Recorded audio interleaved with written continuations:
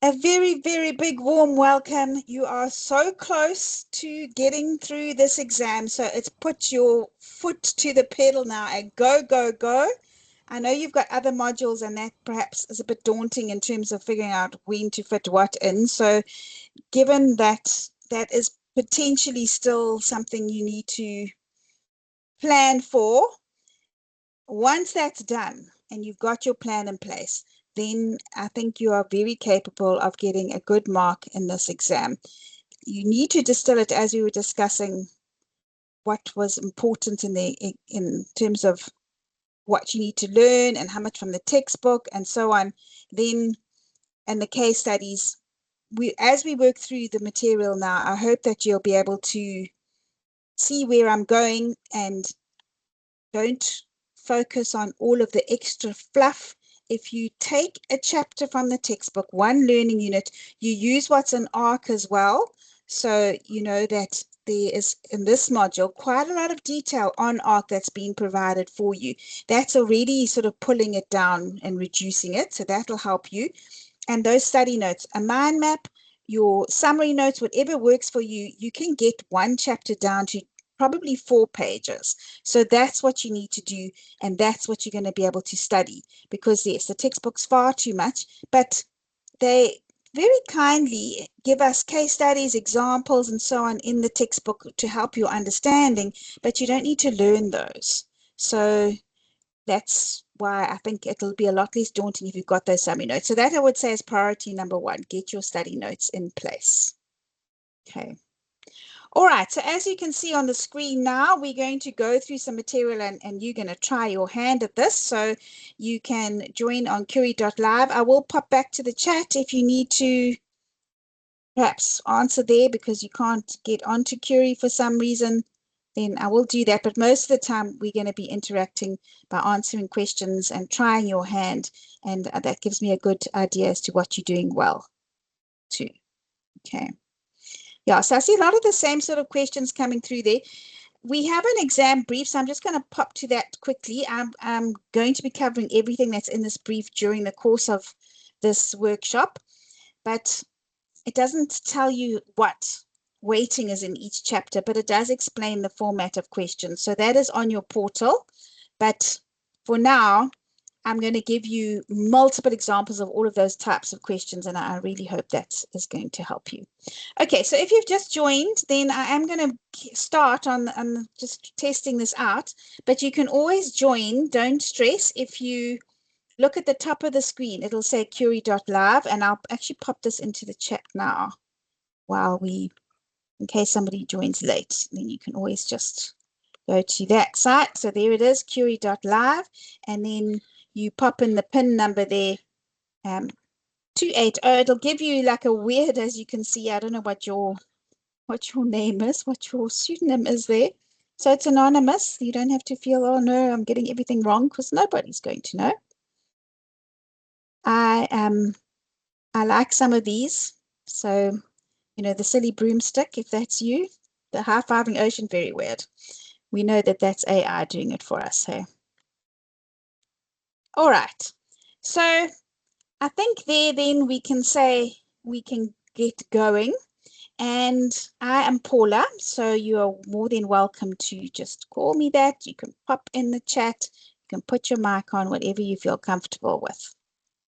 All right, so there's my first question. You can test this out on your phone just as a sort of practice run.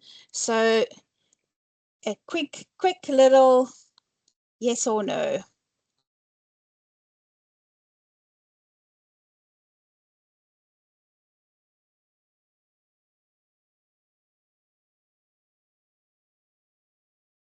You'll see that you get a countdown as well. So you need to be quite snappy with this because I don't want to spend too long on it. So you're counting down. You've got 10 seconds left to say yes or no. Okay, and for those of you that weren't here in the test masterclass, and this is kind of how it works. So I'm super impressed, my word. That is very, very impressive that so many of you have got your summary notes yet. I'm delighted to hear that. Excellent.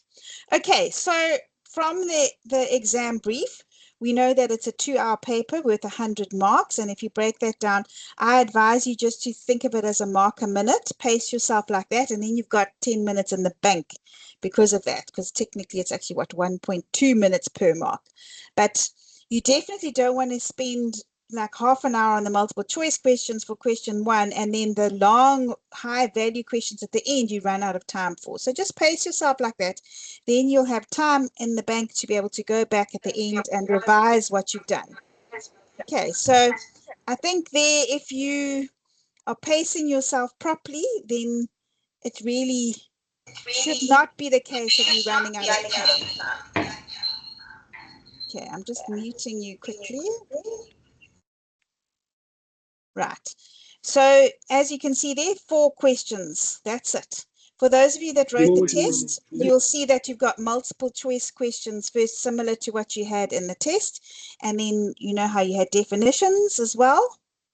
Then the new thing is question 3, a compare type question that you didn't have in the test.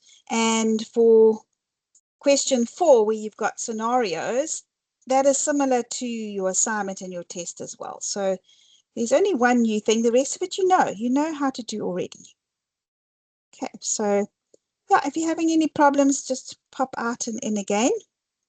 We are together for the long haul. I will give you breaks though, so you don't have to stress too much. So that's what it's all about. Not too bad.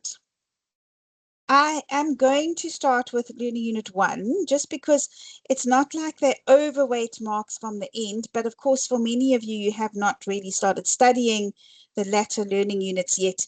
But we have got distant students as well, or online students who only write assignments, so they haven't gone through these learning units yet. And you can get questions from any of these. I've seen Learning Unit 1 questions in the case study. I've seen Learning Unit 10 questions in multiple choice. So it's not like they are all aligned. They are mixed up throughout. That's generally what's there. Okay, so when you were asking, like, how do you know what's important? If you go through, you'll see that at the very beginning of your book, they talk about the role of business in society. And your lecturers have probably given you slides, or you've gone through this. You don't need to know more than that. So make bullet points, and you'll soon find that you end up with rather skimpy notes that you think, oh, that's way more manageable. So for the first thing, then we know what business is all about and how it involves people who are making things, and they're doing that for a reason, and that's to get profit. The customers get the goods or the service, and the business gets the profit. So I wanted to show you now how this is a very application-based module. So you would never be asked just to list those 4 things. You're always going to be asked to explain them as well, or in a multiple choice situation, something like this. So I'm going to give you a chance on your phone to enter your answer, but I want you just to chill for a second and pretend that you're in your exam and you get given this as a multiple choice question. You're just going to write down the number of the question, so 1.1, for example, and then the letter of the answer. So you're going to pick out the letter of the answer for me, and you're going to illustrate your understanding of those 4 concepts by going through this. Okay, so which of the following examples illustrates the 4 key elements that we've just been through? I'm going to give you a chance to look at them first, and on the next slide, I've just got the letters there. So you need to know what your answer is, A, B, C, or D, and then shortly I will give you a chance to pop that into Curie and see how you go. If you've just joined us, go to curie.live. You can see it at the top over here, and put in that PIN number. But for everyone else, read those. Tell me which illustrates those 4 activities.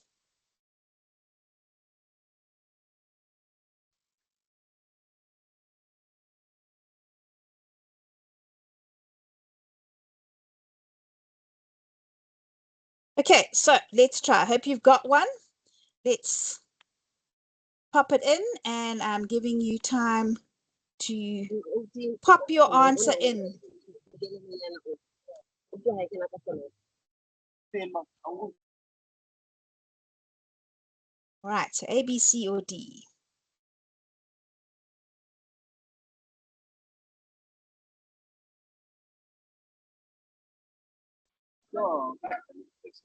B.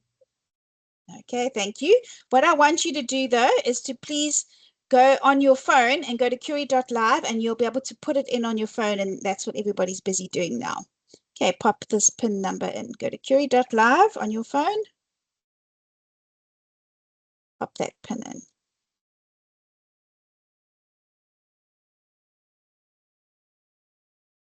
All right, so in future, if you weren't paying attention, you're going to need to identify which one it is before we go to the next screen. And then in your exam, you're just going to write down the letter as you've done here. And perhaps you, oh, look at that. Wow, that's brilliant. Excellent, excellent, indeed. And the reason being, because it was B, was because there are all of the four things illustrated. Human activities, what are you making? What are you exchanging? And the profit that you're getting. So if, as you saw question 2, which asked you to explain in a little bit more detail and using an example, then you could almost reverse this. So like you had for question 2 in your test, and as an exam brief, question 2 here is going to include examples like this. Question 2.1, what is an opportunity entrepreneur? Explain that with the use of your own examples. And typically it's for 5 marks in an exam. So that's what I'm expecting you to get. And that means you're going to need to give very detailed examples. So I know I explained this in the test masterclass already, but I do want you to remember this. When you give an example, it must be your own little scenario or story. It must be a fully fledged explanation. I want you to imagine that the person who's marking doesn't know what this concept is, and therefore by you explaining what this, perhaps name a business, give a person a name. You can talk about yourself here. I'm making handmade candles. That's an example of human activities. I am producing those using wax, and I'm exchanging those, giving it to my customer. They are giving me money. I'm making a profit from it. That illustrates the 4 human activities. So it's a very good idea as you are studying. So making your summary notes first. So you've distilled the theory down to just the core stuff that's easy to study. But then once you've got a good handle on that theory, that's the time when you start now imagining it. Like close your eyes and imagine, what could I use as an example to illustrate this concept? And that's going to really help you with question 2. And if I just pop back to this one again, you can see there that they've pulled out various business management concepts from various different chapters. So for example, opportunity entrepreneur came from chapter 2 on entrepreneurship. So did actually 2.2 there. Then we get to control as a management function. Well, that's only mentioned in learning unit 6. And then conceptual skills also actually from learning unit 6. But you never know where it's going to come from. But if, as you are preparing for the exam, you've learned that one sentence definition of what an opportunity entrepreneur is, and then you have your story in mind, you pretend that that's you, then you can answer this kind of question with ease. We'll practice these as we go through more as well. All right. Let's go on to the next thing then. So in chapter 1 and learning unit 1, they also refer to the informal sector and the formal sector. So sometimes that may be asked just in terms of explaining it with the use of your own example, because we tend to, in this module, always focus on the formal sector. But in South Africa, we've got a thriving informal sector as well, I think, as you're probably well aware. So I think they're just bearing that in mind.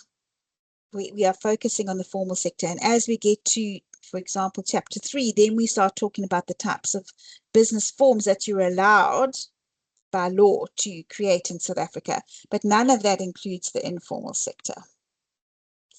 Then this came up. This might have been something you have seen in your previous assessments as well, but it's a very good example of something where you need to know what these terms mean. So it's unlikely that you would be asked to list the themes of sustainability, but you might be asked to identify them in a case study, or you could be asked, for example, to explain the concept of business ethics with the use of your own example. Let's try and apply that in a case study type question. So we're going to do the same thing as we did just now. You're going to read this multiple choice question. You're going to identify A, B, C, or D, lock in your answer, and then on the next slide, that would be pretending it's your exam book, and you're going to write, or in this case, tap your answer. So go through this first.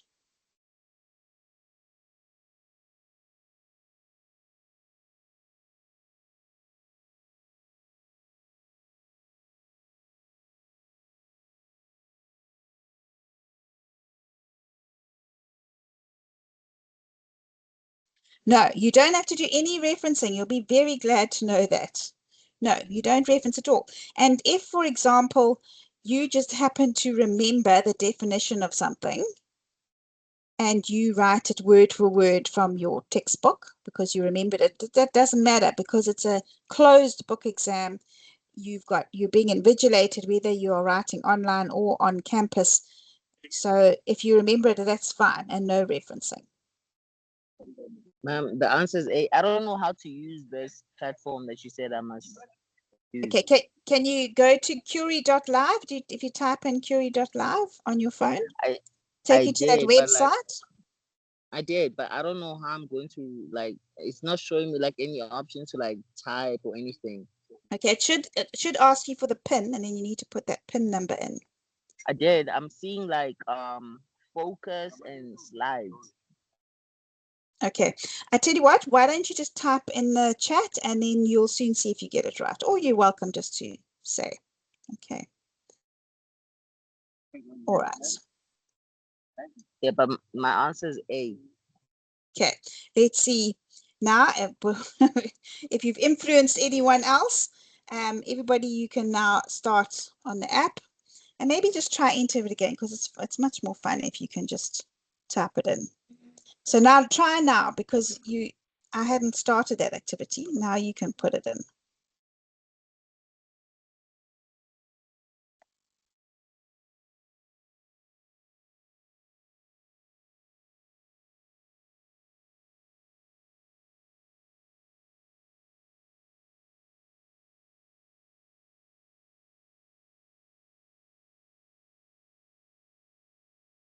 Thank you, Charmaine.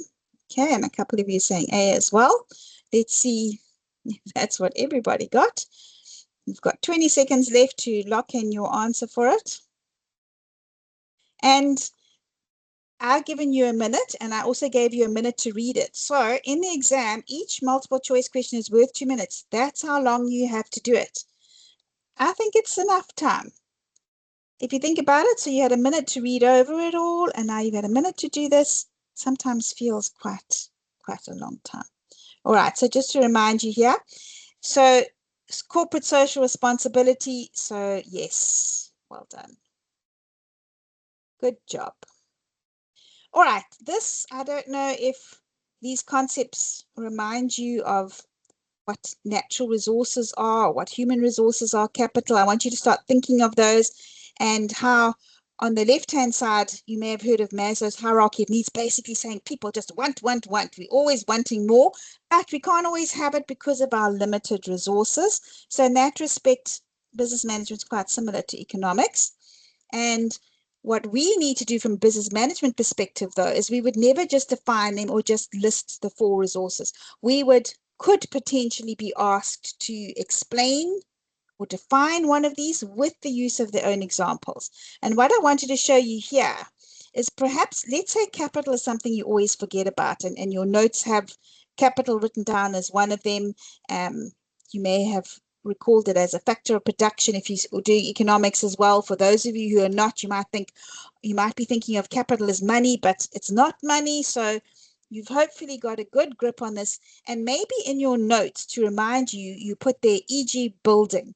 That's fine for your notes, but it's not going to be fine for this answer if you were asked to explain with the use of your own examples. So then you need to really be creative. Tell us the story of what capital would be. So this entrepreneur was trying to do this, and then they found that they needed to buy a delivery vehicle to be able to take their products to the market or whatever it is.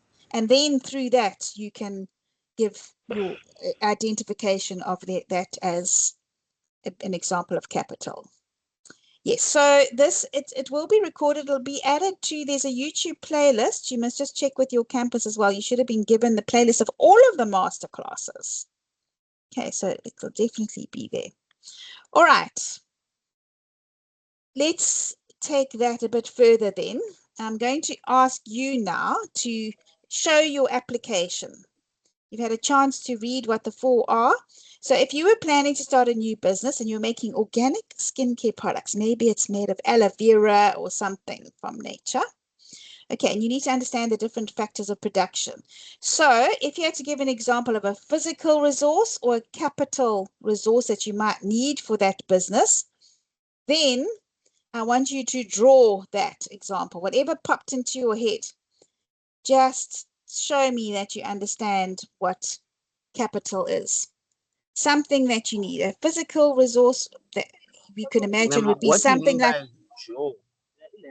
well, you can't do it if you're not on the app yet. Everybody's on the app can draw, they can see. Maybe try again, and then you'll be able to participate.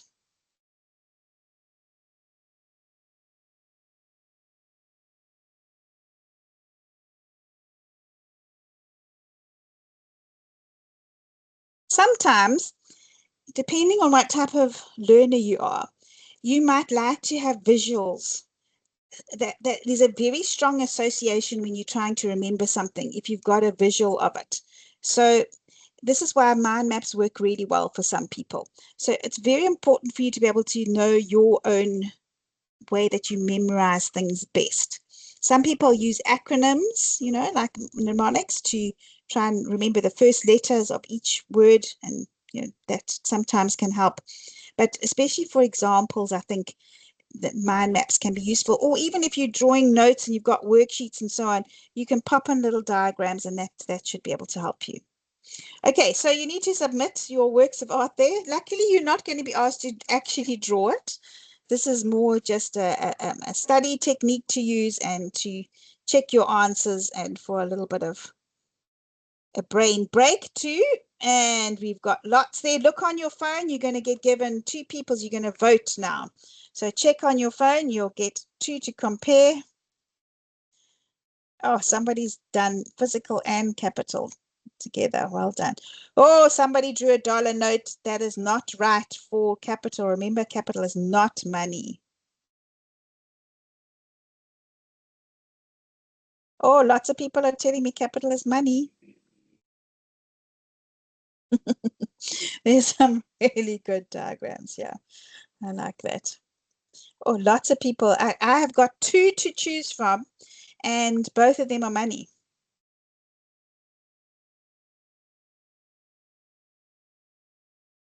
All right. You can see now these are the votes. So, I also voted for that one in the middle. So well done. If that was yours, you're welcome to put in your in the chat who you are that got this right, because yes, exactly. So I could see that was a tree, and capital is my little car there.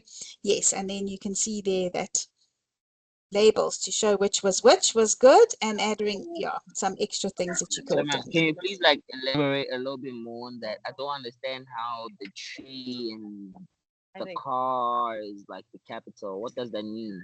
So a tree is going to be an example of a natural resource, because this was a skincare product. They were getting their products from the tree. So it's an example of a natural resource that the business needs. And then the vehicle, I'm assuming, would be a delivery vehicle. Capital is any sort of equipment, buildings that you need to be able to run your business successfully. Okay, it's an example of how well you need to know these concepts, because this is an application-based module. Okay, so moving on here, I'm showing you an example of a previous question. So if you recall from the exam brief, question 4 is going to be a case study / scenario. And we were chatting before we started recording about like, how do you know what's important in a case study? Well, in business management, especially the last couple of years, these have been quite short and very much to the point. There's very rarely anything in here that's not going to be relevant for one of the questions you need to answer in terms of your scenario. So I don't want you to try and answer this now. I just want you to see how you could be asked these questions and the sort of skills you're going to need to be able to answer this. All right, so it's asking you how to describe society's limited resources. So step number one, before you even go through the case study, is just to orientate yourself and think, okay, what am I actually being asked here from a theory point of view? Because I can guarantee you that you're not going to be asked anything that isn't from the theory in your textbook. So you almost, I think, should take a step back and say, what learning unit is this? What chapter is this? And then once you've done that, you can say, okay, I got it now. Those are the limited resources. I remember that's chapter one. Maybe you visualize your mind map or your summary notes and you say, and you need to try and remember what they are. And you can say, okay, well, I can remember natural resources. I can remember capital. I can remember human resources. Well, maybe you just remember three. But that's okay because that's your starting point to answer any of these questions. As you can see here, for 10 marks, these case study type questions, and they are divided into 5 marks for theory and 5 marks for application. So what we often see quite a lot here as lecturers is that people rush off and go to the case study and give only application. And we are only allowed to award a maximum of 5 marks in that case. And that would actually be quite tragic that, you know, we can see that you've got it. You've correctly given the right application there, but you haven't stopped and thought about what the theory is because you do need to explain the theory in it as well. Okay, so I'm not expecting you to read that whole case study at all. I think it's quite easy to, at the time, go back and see, all right, I need to go and try and find capital. Can I find capital in there, for example? And that's how you would go and do it. All right. Then also just from chapter one, I hope you remember this. Okay, so I'm just typing in the chat again, curie.live, that's the website, and the code, thank you. We are going to choose A, B, C, D now in the app, and if you can remember, there's command economies, there's free market economies, and then this textbook talks about socialism as a third option, and then you get mixed as well. So South Africa would be considered mixed or socialism, depending on your perspective. And this might not align 100% with those of you doing economics as well. So just remember that you need to focus on the theory from your textbook as well. Always try and orientate yourself what's being asked here. Okay, so you're going to identify which one of those is a free market economy, and you're going to lock in A, B, C, or D, and I'm going to give you a chance to type that in. I'm going to give you a few seconds just to read through those. So.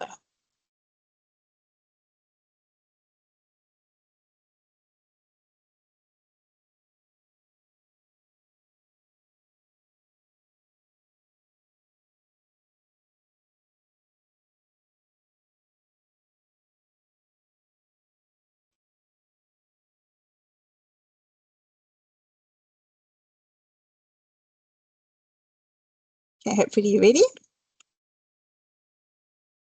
Go for it.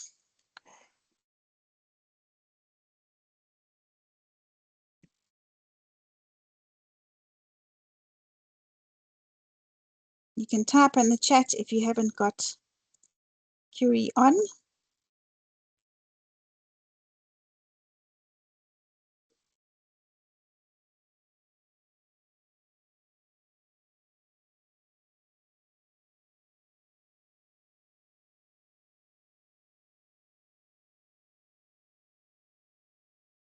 Okay, count down, just a couple more seconds left.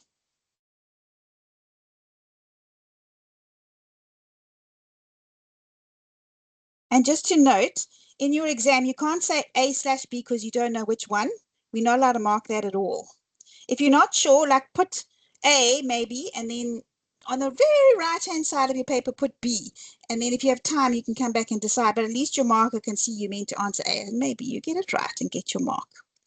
Oh, well done. You guys are ready to write this exam. I'm telling you, you could go and do it tomorrow. Right. Let's have a look at another one then that is now asking a very I similar already question. checked. I think you must rather just type and I'll come back and answer Sorry, your question there. Okay, I'm just going to mute you for a second. All right, so this is now showing the same type of theory but being applied in a case study type question. So this is important for you to understand so that when you work through the material and you're trying to learn it, you can say, okay, I could apply this. I can see now it's the same skill that I'm being assessed on. Even if you were being asked to explain what a market economy is with the use of an example, you could go ahead and do it. So this is asking you to defend this, and that's what we call a higher order thinking question. So you not only want to say, well, what are the advantages of a market economy? And you would find the theory for that and try and remember whatever you can from your notes on the advantages. And then you can go to, well, she really wants it because she's wanting to use a profit. She's not wanting to think about where government are going to intervene and so on. Yes, thank you. I can see that was right in the chat. Good. Okay, so just to give you an example there, but it's the same thing. 5 marks for the theory, 5 marks for the application. I don't want you to go overboard theory and only give theory, but I find that that's usually less the case. Most of the time, people are going too overweight on the application and then they lose marks for not having the theory. So in terms of a process, I would recommend you look at the question, you identify the theory that's being asked. At that point, you can even just make a couple of notes, what you can remember about that theory point. Then go to the case study and see, right, how am I going to back up this? How am I going to apply it? And then you develop your answer and you say, you explain a theory point and you apply it. And you explain another theory point and you apply it.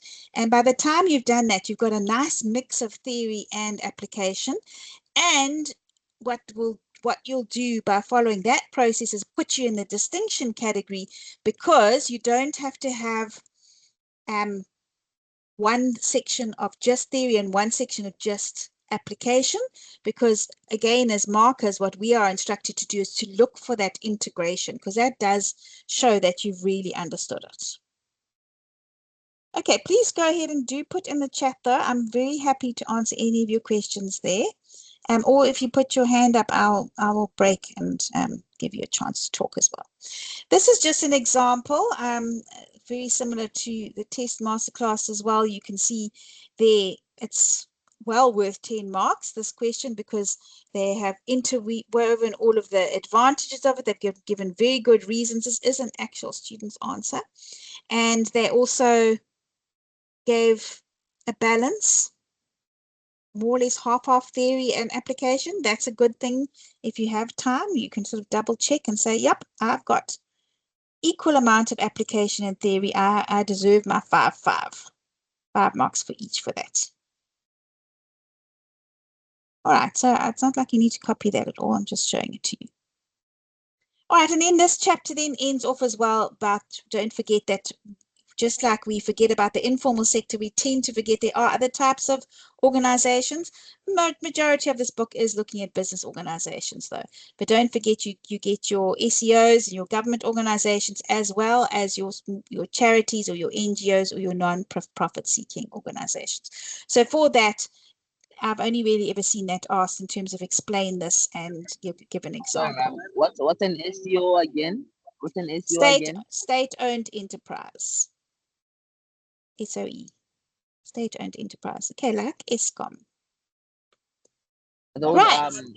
are those like government run companies or Yes, they're government-run companies.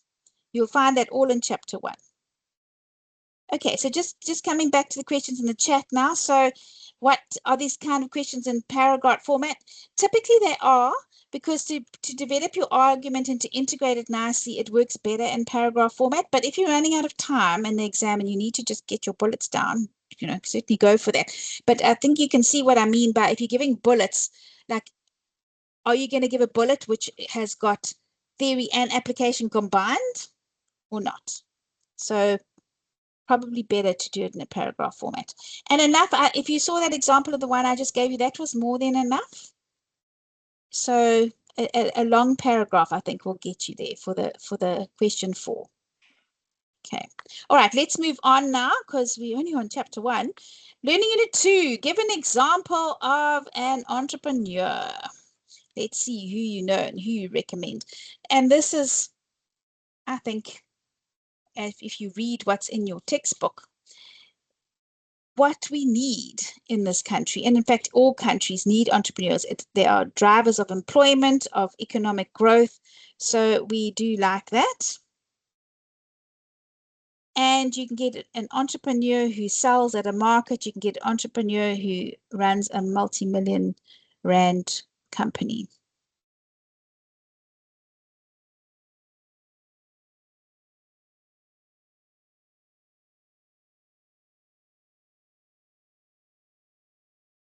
Okay, just you've got 15 seconds left. Even if you only have 2, that's fine. You can just submit though. Okay, 10, just submit what you've got.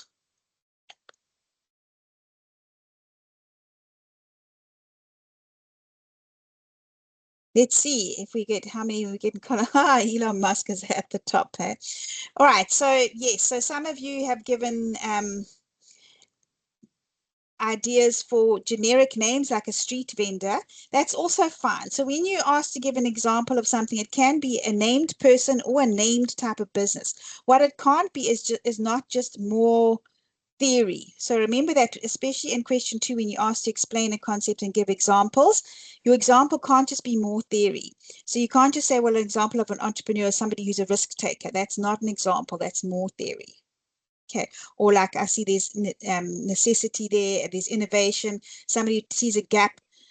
Those are all more theory. Whereas Steve Jobs, man selling an ice cream, Tia Beloy, those are all examples. That's what I'm looking for. Right. I hope that's clear. Don't forget that that's a very common mistake as well. Like you think you've given an example, but just because you say for example doesn't mean it's actually an example. Okay, so you would have noticed now it's 35% of your semester mark. Okay, so but you still have to get 30% for the exam, hey? Otherwise, it doesn't matter what your semester mark is. The question that was 3 was usually is going to be to ask you to compare 2 concepts. So for example, what's the difference between an entrepreneur and a small business owner? But again, they're going to want you to have examples there. So if I just pop to the exam brief here, you can see differentiate between a sole proprietor and a closed corporation. And then you got to explain each term, give an example, your own detailed example, story, scenario, just like I explained for question 2. And then also say what the differences are between them. Okay, we'll look at some more of those examples shortly. Right, so those traits of an entrepreneur.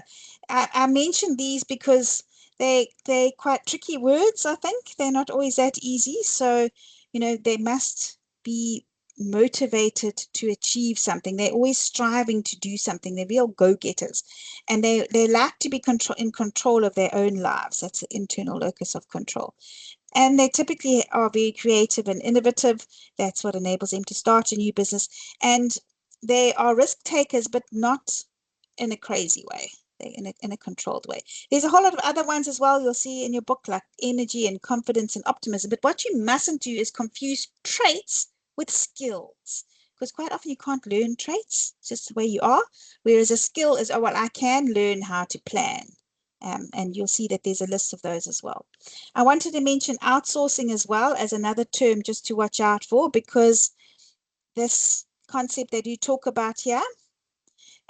So yeah, that's why you typically wouldn't be asked that, Justin. Okay, so don't worry about that.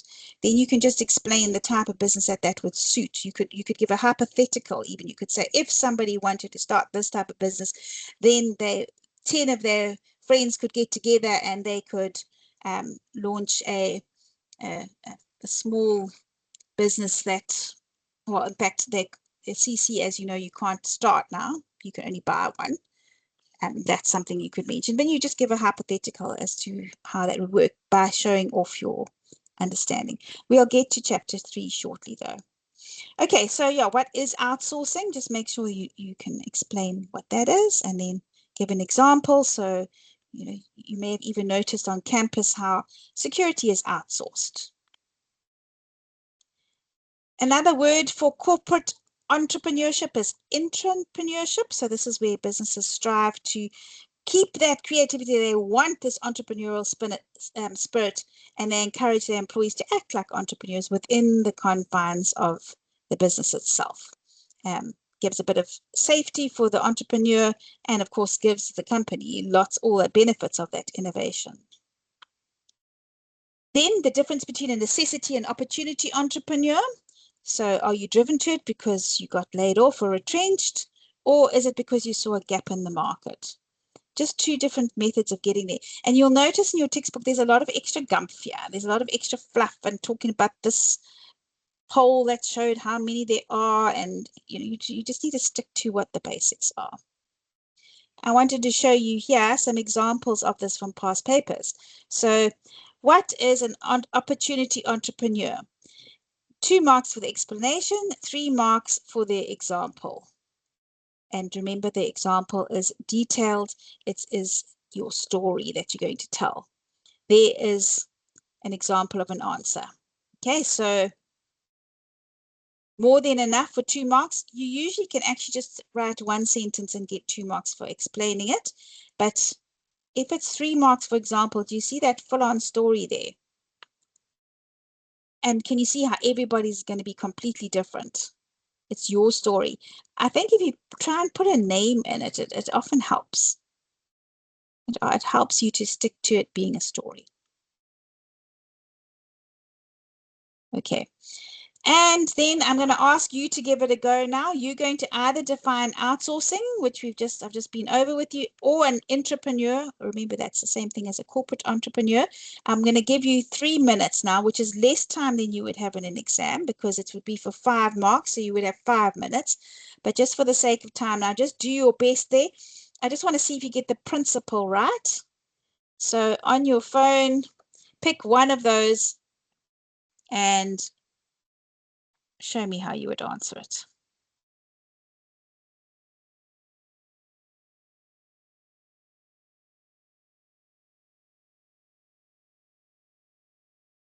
Don't worry about your spelling.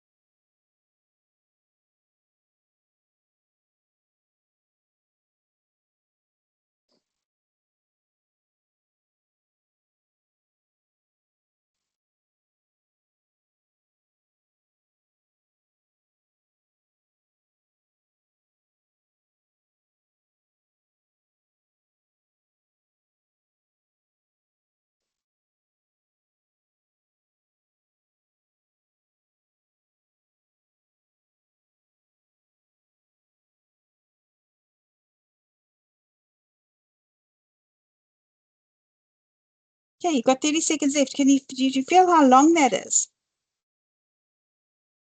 As long as you remember what the term is, you will have plenty of time in 5 minutes to be able to answer that well.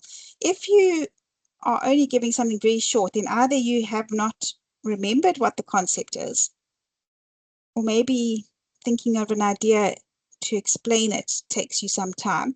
But I really do think you have got more than enough time. Just submit whatever you've got so far.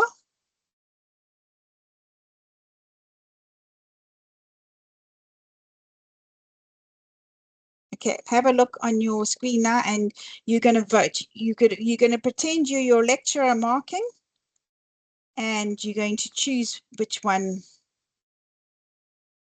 you like better. Remember, 2 marks would be awarded for the explanation and 3 marks for the example.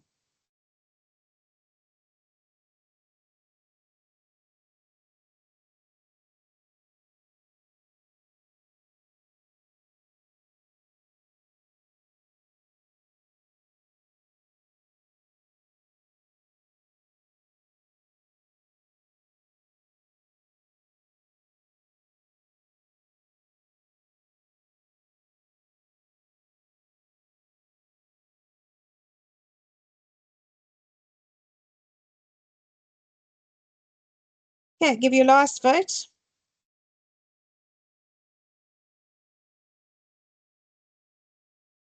Right, let's see.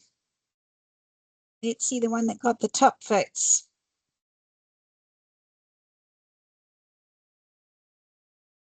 Okay, so if I was marking this, I would say, yeah, I'm happy with the 2 marks for the explanation there.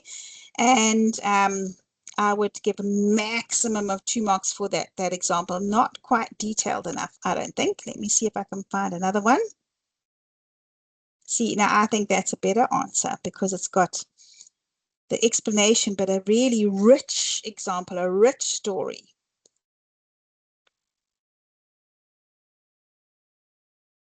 Okay, same with that. So that's very, very detailed.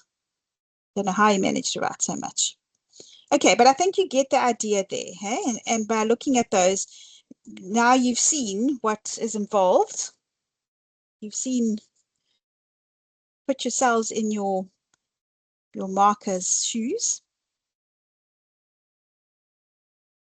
Right, yes, Justin, that works as well. Good.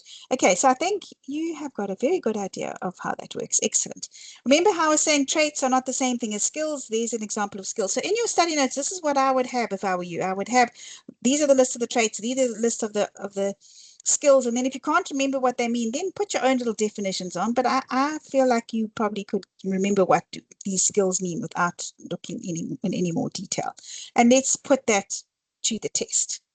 So you're going to choose A, B, C, or D. So Zen is a manager at a mid-sized tech company who recently conducted analysis of the company's position within the tech industry. She looked at how the company differentiates itself from its competitors. What skill is she demonstrating?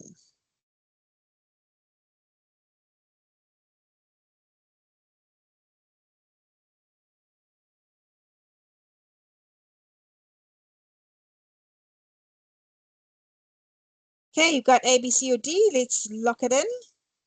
Only giving you 20 seconds.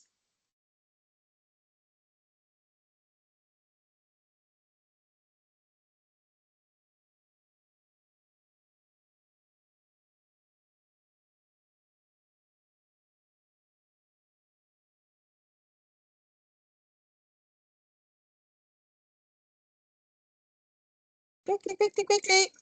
Okay. All right. So a bit more of a mix there. Indeed, it's your conceptual skills, those strategy skills. So maybe you would have thought it was planning as well, but yeah, that's something then that you can see perhaps it is something you need to check, you understand the differences between them.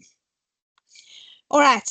I also want you to remember that these chapter textbooks are, oh, sorry, I'm being mute. I'm just muting there because I'm, okay. That their chapter textbooks are written by different people. So in chapter 1, they talk about resources and society's limited resources. And here they talk about different ones. Can you see? So don't get confused if you think, well, how come they're different? It's because they're written by different people. Okay, I'm just going through and muting. Right. And so an entrepreneur, though, does need very specific ones. They do need financial resources. They need money, basically.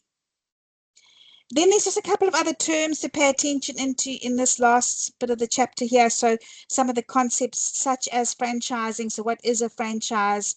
The entrepreneur who takes a KFC or whatever and they become a franchisee, whereas perhaps somebody who is like KFC is giving the entrepreneur the franchise would be a franchisor. Also with a feasibility study, these would like make sure you know what that means, be able to give an example of it. You can see there a very detailed example at the bottom would be a nice way to show that you understand it. And if you've already thought of these ahead of time, I think that's going to help you when it comes to the exam. So, if you haven't done those study notes, then step number 1, do that. Step number 2, learn them. And step number 3, use your imagination and try and come up with your own stories for each of them. All right, so learning unit 3, this is your establishing a business. So a whole lot of terms here to make sure that you've nailed, first of all. So you need to know what a juristic personality is and how companies, for example, have a separate juristic personality. They get treated as if they're a person under law. And this is one of the main things that differentiates companies from sole proprietors and partnerships. So juristic, legal personality, tied to limited liability.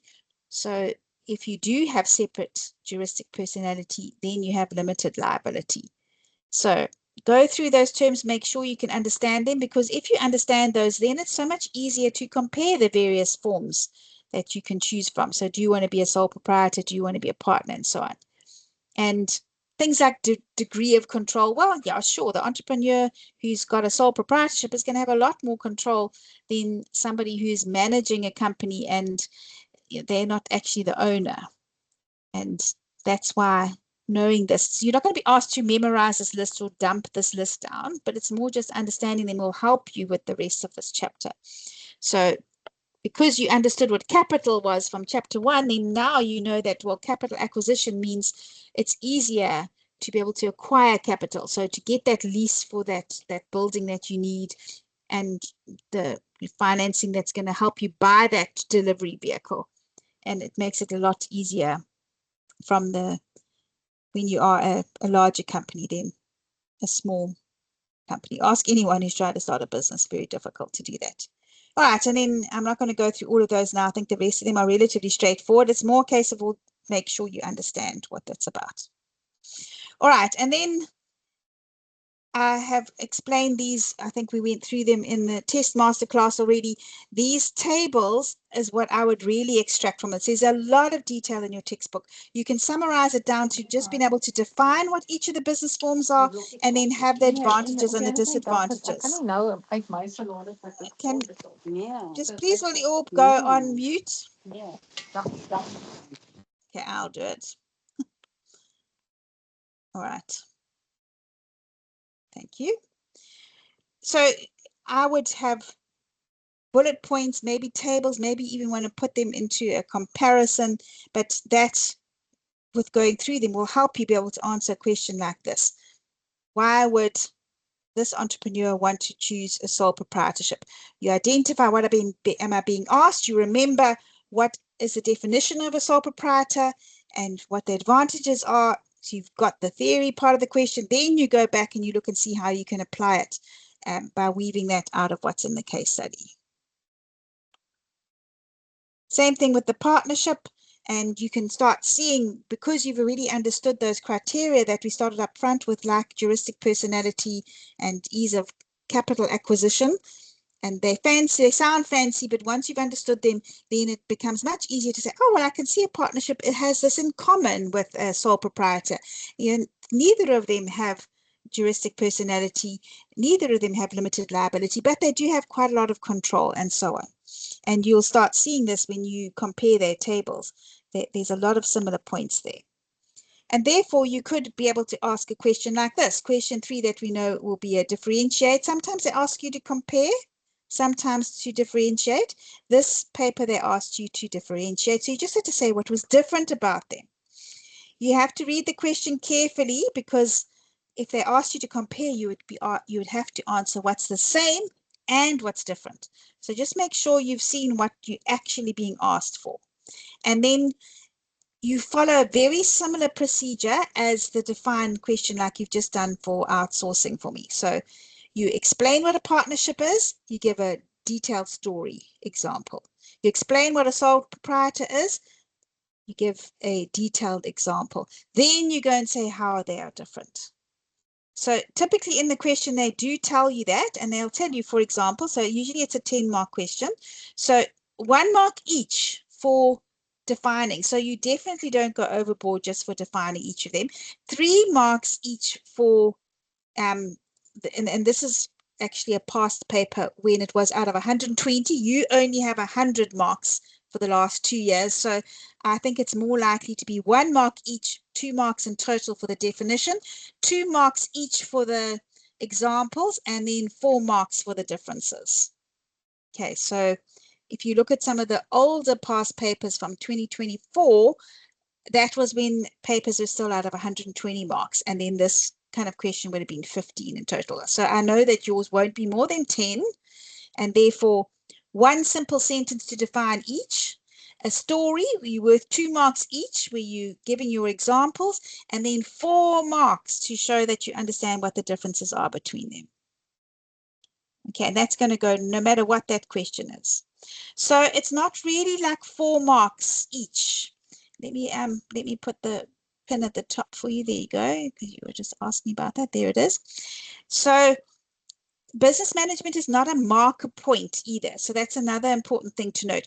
If you have given a very good quality answer and shown that you've given the differences between them, and you managed to do that in 2 sentences, because each sentence really gave rich detail about what the differences are, then you could score more than someone who wrote a whole long paragraph and just sort of waffled or repeated themselves. Okay, so yeah, you don't need to worry about that. Yeah, that's I think it's 2 marks for the explanation, 4 marks in total for the examples, and 4 marks for the differences. That's what you can expect. All right, so yeah, go through what the advantages and disadvantages are. Unlikely that you ask closed corporation, but I'll never say never, so I rather just want to put that in there, because this is a nice sort of middle ground. But when you come to looking at the company in your textbook, there's pages and pages and pages, lots about the Companies Act and all of that. You don't need to go into that detail. Just stick to understanding what it is about a company, all of the advantages, there's loads of them.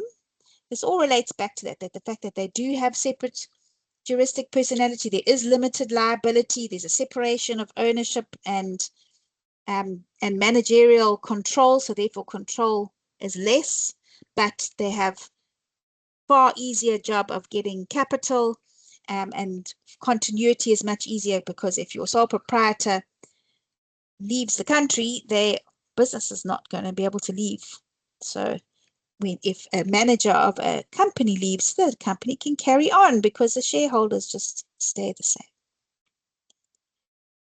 All right, so let's have a look at this example and see if you can understand the differences between them. Okay, so Tarika, I hope you got the pin there. So Ken starting a new networking business. This is a past paper question and wants to ensure she chooses the right type of business structure. She wants to protect her personal assets. Which would you recommend? A, B, C, or D? Doc, you're not sharing anymore. Oh dear, maybe my internet has died, because it's saying it's sharing from my side. Can anybody else see? Okay, let me try again. Thank you. Is it showing now? I know it's telling me. Yes, thank you. Okay, thank you for letting me know.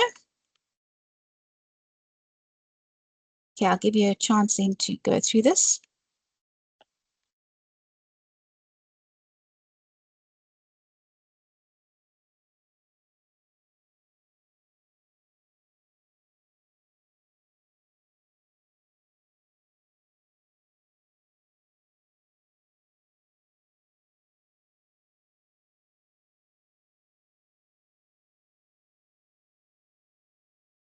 All right, are we okay to give it a go? Oops, wait, sorry. Let me just move the right way. There we go. Lock in your answer.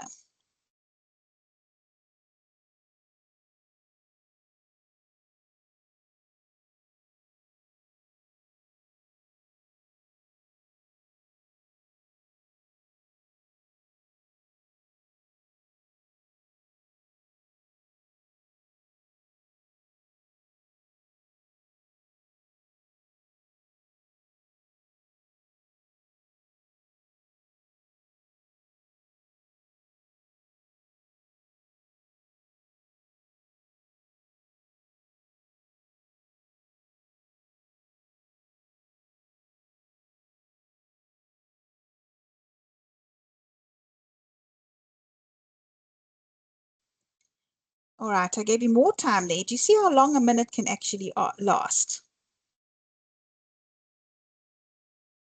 Let's see how well you've done.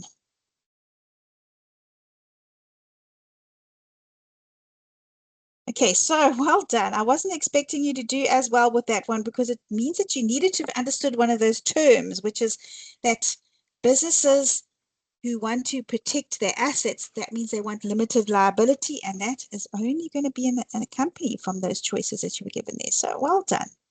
And if you look at some of the differentiation here between profit and non-profit companies, there's some points from that you still must pull out, and that is be able to differentiate between a public company and a private company.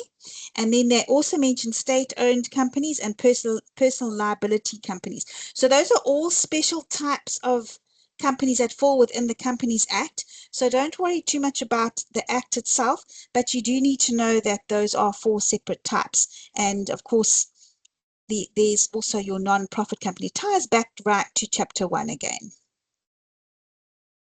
All right, so for example, differentiate between a public company and a private company. So I would note that if I were you, have a little table that helped you describe the differences between them. It is in your textbook. Okay.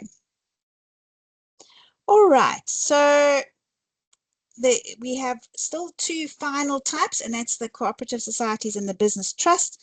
So there's some differences between these, some advantages. They're far less common than the other types, but you could well be asked these as well. So just like the other forms, keep going with be able to explain it and be able to give the advantages and disadvantages of a trust. And of course, same thing with a cooperative society. They did ask that last year, so I'm not expecting you to get that one this year. That was a bit of a curveball. All right, and then the rest of chapter 3 is talking about business plans. You're not going to be asked to evaluate one, to create one. They very rarely ask stuff on this. So just to know some of the basics, like why do you want one? As an entrepreneur, what would you use it for? If you think about it from the business planner's point of view, it's important, but sure, the landlord wants to be able to see it before they agree to lease you a building for 20 years. The bank wants to do it before they give you a loan. Your employees need to use it because they would like to see where you're going and confidence in the business. So it's perhaps not as intuitive as you would think. So I would just say read through all of that and be able to understand it. And you know, in terms of how you could be asked it is, why should you have a business plan? And there you can see it's the same old, same old. What are you being asked to do? It's a business plan. So you stop, you think, that's chapter 5. I remember business plans. What is it about a business plan that makes it important? And then you go and look for, from the case study, why you could back that up. All right, but there is one thing that gets asked quite a lot about this when it comes to the second half of chapter 3, and that is about the difference between internal and external stakeholders. And then you'll also see, remember, different chapters, so they ask a similar thing. They divide up stakeholders in chapter 5 as well. There it's between primary and secondary. Here it's internal and external, so don't get those 2 things confused. I think it's a little bit easier understanding internal and external because it's like literally those that are inside the company and those that are outside the company. And That's as another potential differentiate between type question. Okay, so, give examples of it. If you were asked to give it examples here, you wouldn't say, well, it would be employees. You would say, in the business, a new business that is, let's say it's an insurance broker, then the manager and owner would be an internal stakeholders, plus all of the brokers would be. So whatever the example of the businesses that you're thinking of, that's how you would want to explain the difference between them. Don't forget that. Right. Here's another type of example from the stakeholder ones. And in this case, you could have given internal and external, or primary or secondary. So there's an acknowledgement that there's two types, if that's any consolation.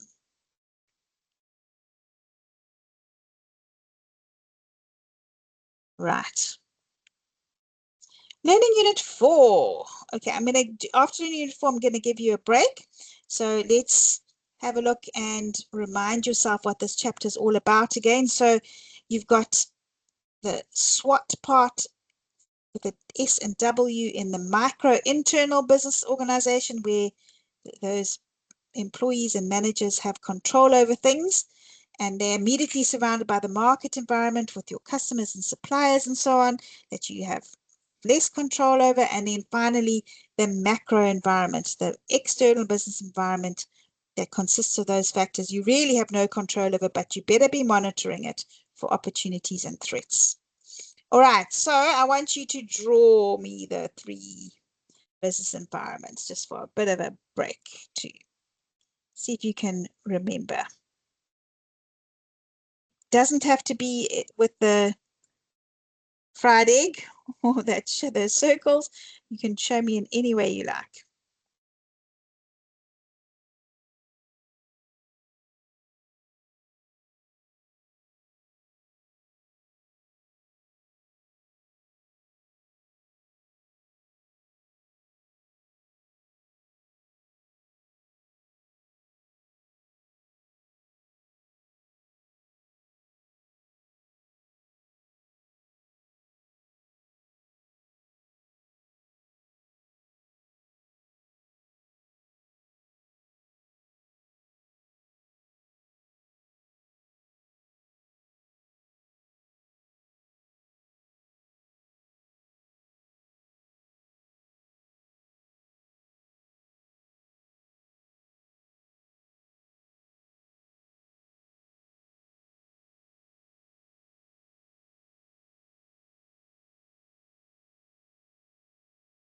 Okay, I think I will stop at a minute actually, because I think many of you have submitted already. Wasn't too difficult a one, but I hope as you were drawing it, you were thinking about it and what was contained in each and why you were positioning them there.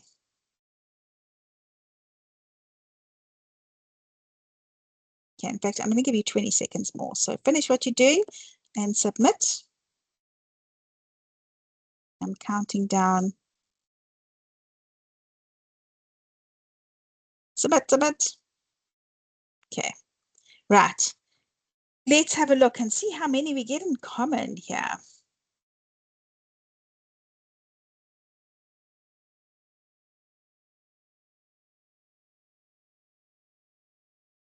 Nice use of color.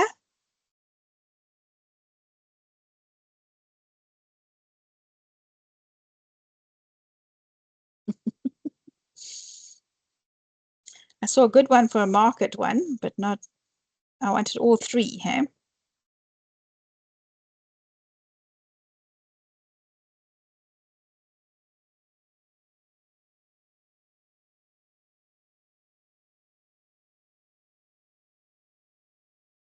Okay, last votes in.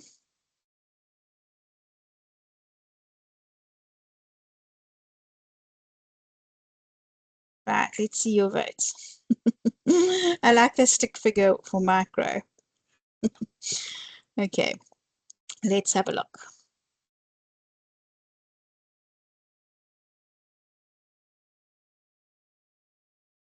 I'm just going to close down some of my windows because Yeah, there we go. Well, there were so many like that, but well done. Very neat one. And indeed, micro in the middle, market is the name that of the one that's immediately around it, and then macro in the outside one. So well done. I thought the person who didn't color did a very good job as well. So good job. Okay, so that's the big picture, what you do need to understand. But then don't forget, I need you to work on knowing the components of each of those as well. So if you ask for the microenvironment, your notes or your study material must help you to rapidly identify that that is vision and mission, resources, and whatever the managers can do in the internal environment and its strengths and weaknesses only. Okay, so things like employee training, good cash flow, or skilled employees, a mission that's achievable and gives you a competitive edge, those sort of things. For example, there you can see what are the strengths and weaknesses of the business's microenvironment. So you would explain a microenvironment is where the business has complete control. I saw somebody put that in their diagram too. Spot on. It includes things like the resources. Now you go and pull out the resources. And it includes things like the vision and mission, and then you see if you can find anything like that. And then you identify things, remember, that are internal only. And I can remember when this question was asked because quite a few people pulled out things that were in the macro environment and they said that, oh, it's a weakness, but actually there was nothing that they could do about it. So you've got to show that you understand what you mean by a micro environment. And then your notes should tell you the components of the market environment. Okay, so another thing that you get confused quite a lot. I don't know how many of you, for example, in your assignment said that suppliers were in the SWOT analysis, were a weakness or a strength, but they're in the external environment. They're outside of the control of the business. So yeah, the market or customers, suppliers, the labor markets to a lesser degree, but some businesses are influenced by labor unions. Intermediaries like banks and brokers and that sort of thing. And of course, your competitors is a big area of that. All right, so let's go. Give me 3 elements. See how many you can remember from the market environment.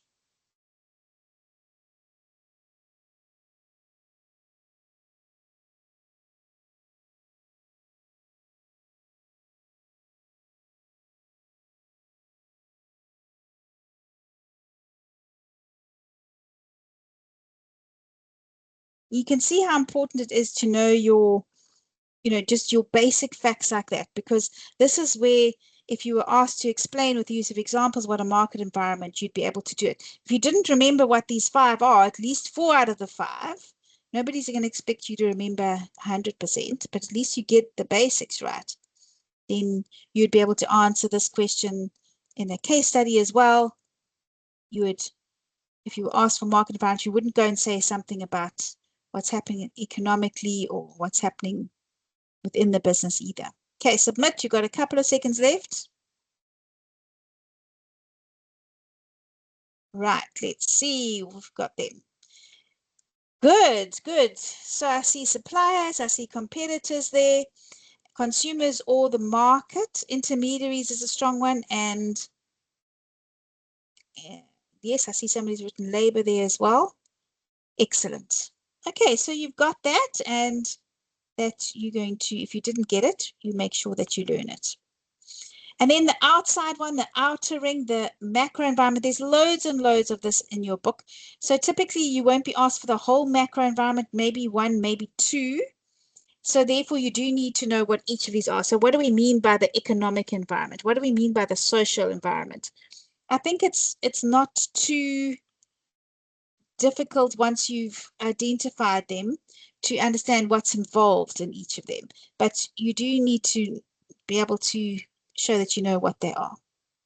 Okay, so it is 20 past. At 5:30, we are coming back to carry on with CSR. I hope that your brains are not too tired. And yes, well done for giving those examples there.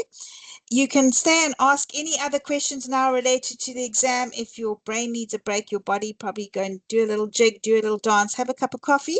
But I'm also just here to answer questions about the exam itself, and maybe you're not quite sure of this exam brief, like what to expect in these questions or how to answer it or how to study, this is your chance to ask those questions for as well.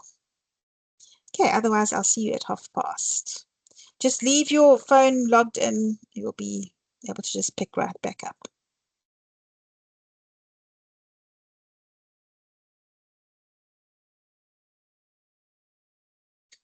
Those of you asking questions about how to study at the beginning and so on, if you are still unsure, please go ahead and ask now as well.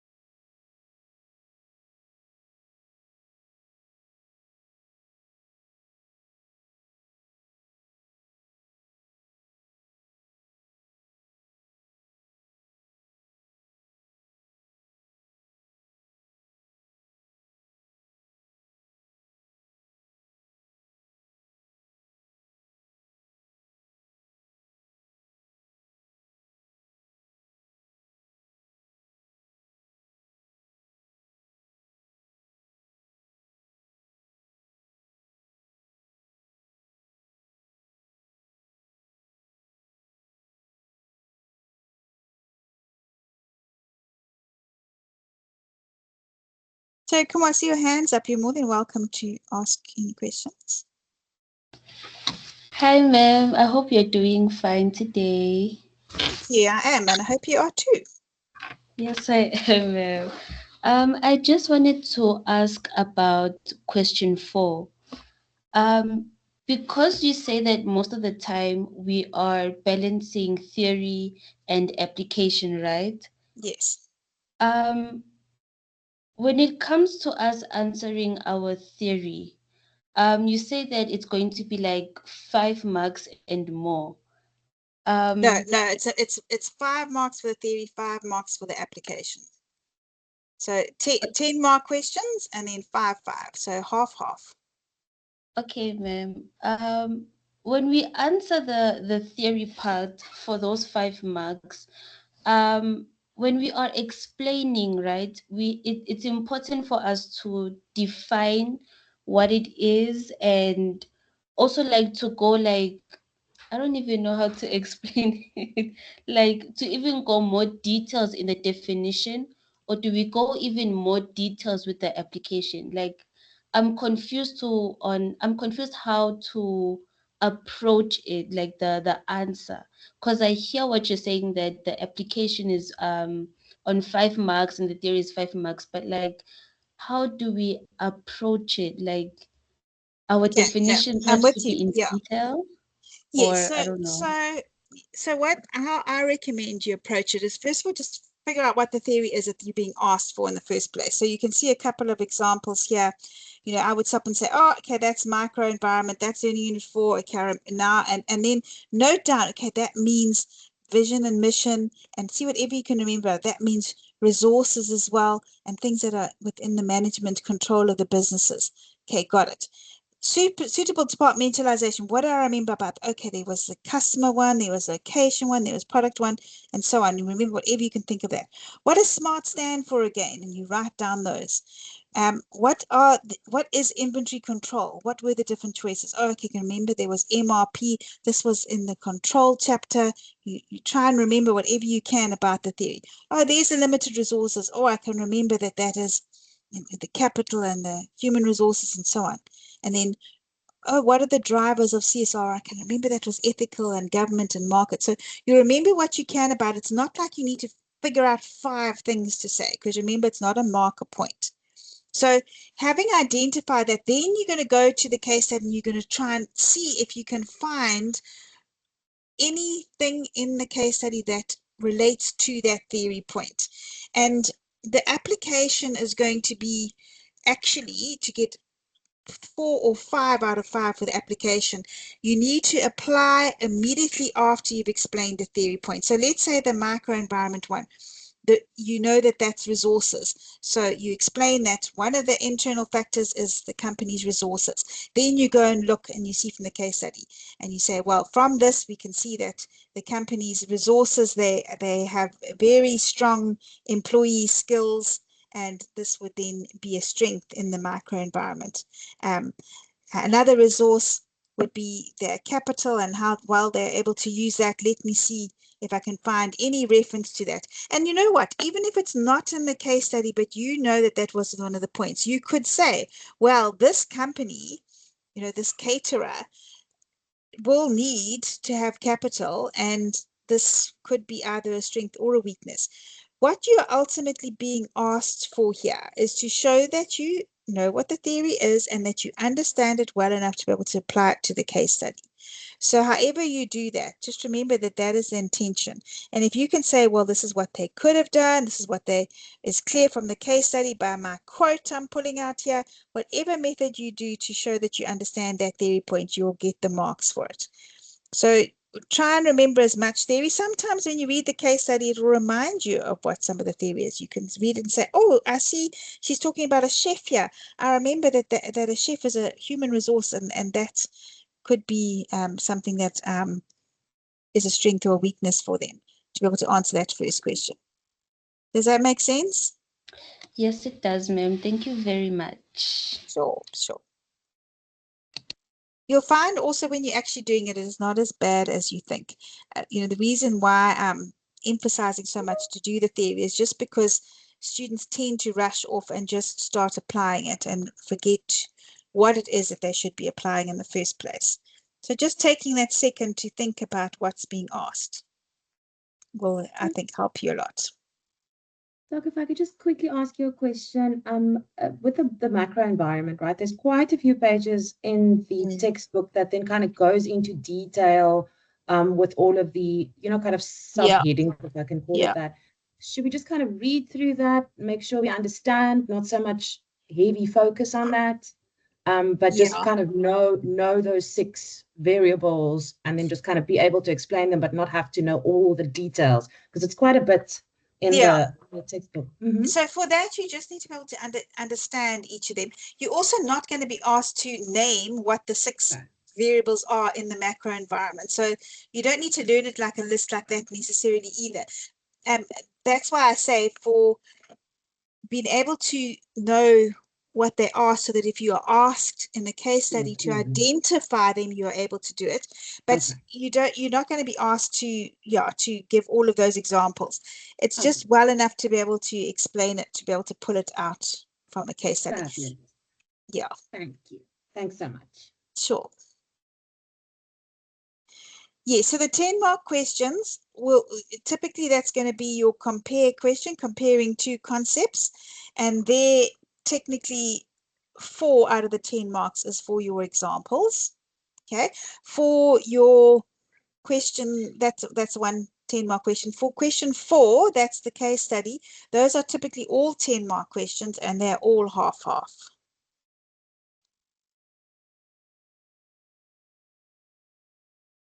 And that's the only 10-mark question. So if you break it down, typically 4, sometimes they ask you 5.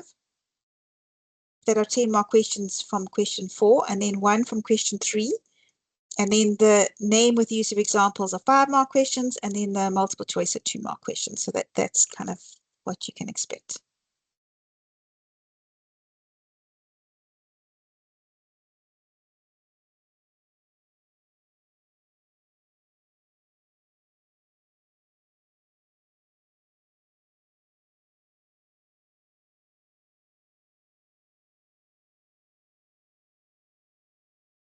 Okay, so I'll make that about 5:30 again. So I think we can carry on. Hope your brains are not too tired because we're getting to the juicy stuff now. So corporate social responsibility. This is also just more about understanding what the term means and being able to differentiate a little bit between them. So yeah, knowing that what they call the umbrella concept, or what is it? It's not just the environment. That's sometimes a common mistake that's made, but you need to look after society. You also need to look after the people that you do business with and make sure that they are also behaving ethically. So it's your immediate environment, the community, it's the wider society, and you may have heard of people and planet and profit, the triple bottom line, because it's not just about profit. It's not just about the planet or the environment. It's also about people as well. So just understanding generally what it's about. Sometimes they will ask you, I've seen them ask you to recommend a CSR activity for a firm. So that's pretty easy, I think, to do though. So some of the terms here, though, last year, I think that was last year, they asked what corporate citizenship was. So I just wanted to remind you that there's a couple of terms in here that I want you to understand. So corporate social responsibility, not quite the same thing as corporate citizenship. So here you're acting like a person, and just like a person needs to behave ethically, so should a company.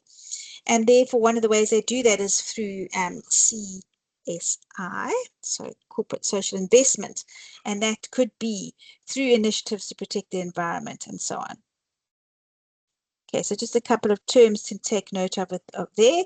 There's your drivers. That was in the assignment as well. So what motivates companies to do it? So sometimes a combination of them, but you know, if you were asked to identify from a case study what is driving their CSR, then it's a good idea to know what the options are. That will certainly help you. And in that regard, I would have a quick little let's get back into the swing of things and tell me which one of these is not a driver. Which one is not a driver? And the options there are on the screen. Hoping you remember this because it was in your assignment.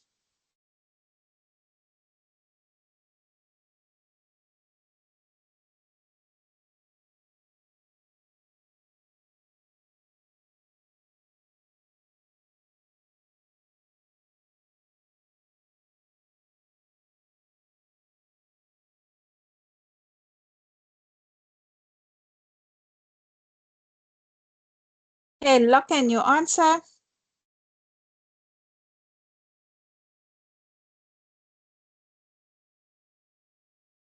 Okay, well done. I thought I was going to trick you there because, you know, I have said that one of the things you should do is get your suppliers to behave ethically, but that's not a driver. It's not the same thing as a driver. So good, well done. Okay, so here's an example to explain the drivers of their CSR initiative. So if you didn't know what they were, it'd be very difficult for you to come pull it out. Although I do like case studies because inevitably, as long as you know what CSR is, you could pick out from them and say, oh yeah, I can see that what's driving them there is, you know, they were trying to protect whatever it was that they found, the environment and fair labor practices. And you can sometimes work backwards to the theory if you can't quite remember it. Right. So then they talk about corporate governance, and there's a whole lot there about the King Act, and they've got a whole lot of examples there. So just know what corporate governance is. You're not going to be asked to list the principles of good governance, but I think that if you look over them, they are pretty self-explanatory as well. But that's CSR, corporate social investment, corporate citizenship, corporate governance. They're all used in this chapter. So if I were you, I would have definitions just ready to go so that you know what they are. Another one, sustainable development. So what does this actually mean?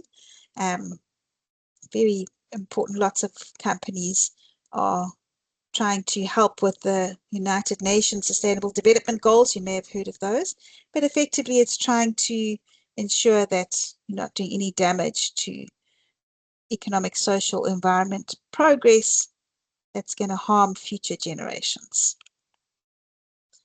And then here, remember I said chapter 5 also talks about stakeholders. They're talking about it from the perspective of engaging with these various stakeholders, and therefore they differentiate between primary and secondary.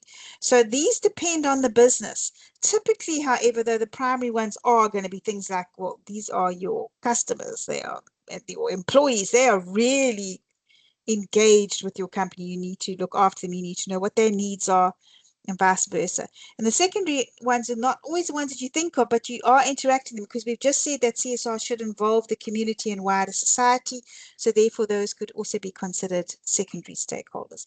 So another differentiate type question, just like we did for internal and external. And as long as you could give examples, you would be able to do quite well in that, I feel. Okay, so all right, so how many drivers would you need to identify the 5 marks for the theory there? It's quality over quantity, remember? So I always think that you should just name whatever you can remember. If you remember 4, you can name them all, and then you could even say, well, there's no evidence of this one in the case study, just to show that you've got it. But if you happen to see, well, there's only 2 that's in the case study, so I'm going to name those in detail, explain it, and then apply it, you can still get just as many marks as somebody who perhaps doesn't explain as much but gives more drivers. Do you see what I mean? So it's all about the quality of your answers, not how many you've necessarily remembered. So business management in that respect is actually quite nice, because showing you understand something is more important than remembering a list, which I think is a good thing. Okay, so let's go. I want 2 examples of external stakeholders.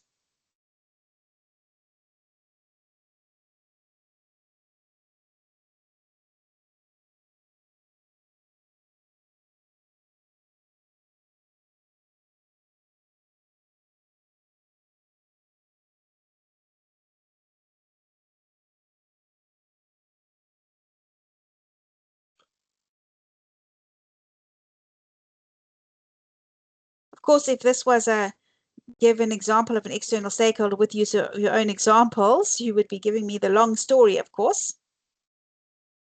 Okay, quickly submit. Let's see what we've got. Okay, good. So I see things, yeah, well done. So customers, you could argue, could potentially, depends on how important they are, how tightly integrated they are. But yes, I see lots of things, NGOs, suppliers, community, government, all those sort of things. And also, therefore, if you were asked, because remember, you're not going to just get a 1-word question like this. If you were asked and you had to identify customers, if you could justify your reasoning behind it for that particular business, then you could still be awarded marks because of your argument. Because people in businesses can even have one day there might be perhaps an internal and the next external, and vice versa. So it does change even within the same business. Right, so Learning Unit 6 takes us to the second half. It's actually demarcated in your textbook as a new section, because now we're talking about general managers and what they have to do. So you did answer questions from this in your assignment. So this sets you up for the rest of the module. We only go up to chapter 10 in Business Management 1A. We start right up with chapter 11 next semester. But you would notice that this chapter introduces you to the 4 functions of management, each of which becomes its own chapter. And control is the final chapter of the module. All right, so managers, irrespective of what type of manager, whether they are operations managers or HR or IT managers, they all have to plan, organize, lead, and control. So, yeah. So, yeah. Did you have a question? No worries. You made a good comment anyway. Okay, and then within that, this chapter then goes on quite a lot about the different levels of management. And remember, this is just providing a model of a general business. Certainly in different businesses, you may have more layers, but from your perspective, you need to understand that top management looks after those long-term perspectives. They only a few of them. That's why it's a pyramid shape. And as you go down through middle and lower managers, you get more of them. And lower managers are often called operational managers or supervisors. So an example of a middle manager might be the marketing manager, and then you might get the sales supervisor who might fall at the lower management level. And then within that, as you can see in the bottom there, you've got all of your various functional areas. And of course, as you get to the top, you've probably just got the board there and the CEO and so on. And then from that, this gets asked quite often. Sorry, my dog's saying hello to you there. Break this down. In fact, study this and tell me, what do you think is most noticeable about this in terms of the various managerial levels? What do you notice about it?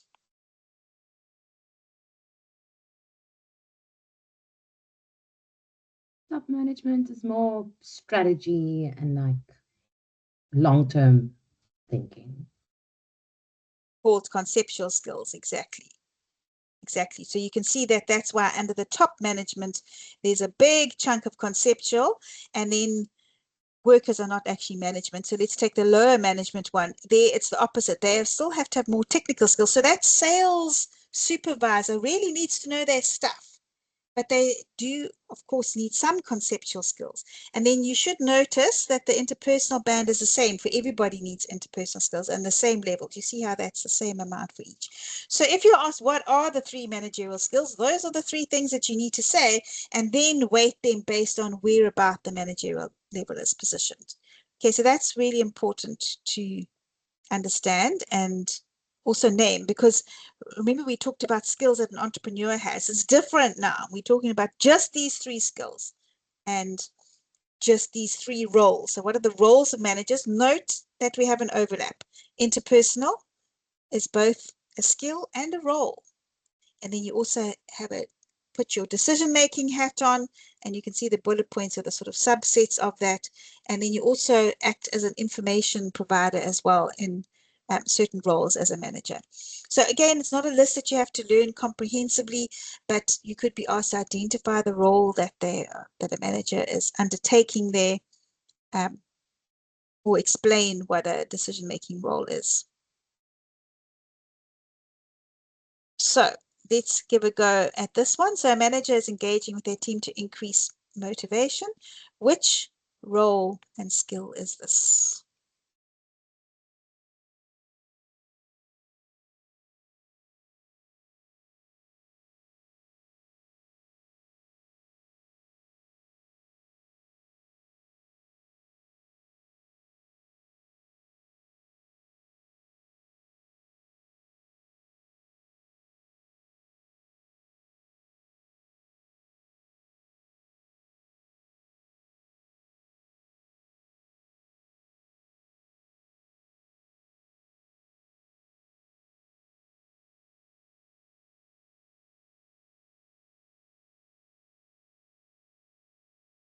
All right, last chance to put your answer in.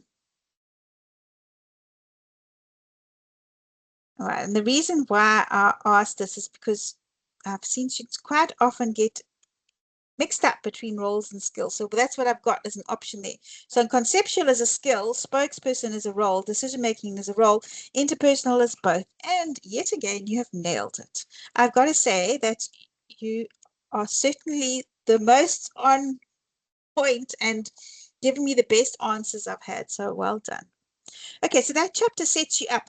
Planning now, I feel, is a really important chapter because they always tend to ask questions from this that are quite high value.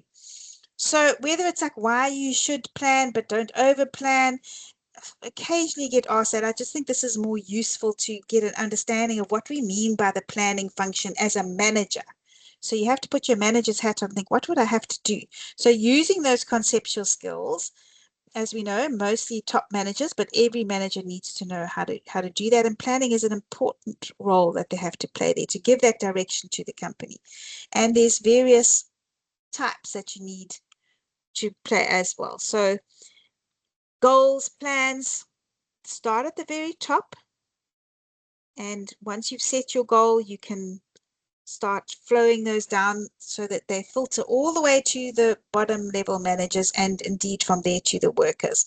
And therefore, they have various time horizons, as we'll see. And the nature of those depends on what the overall mission and vision of the business is.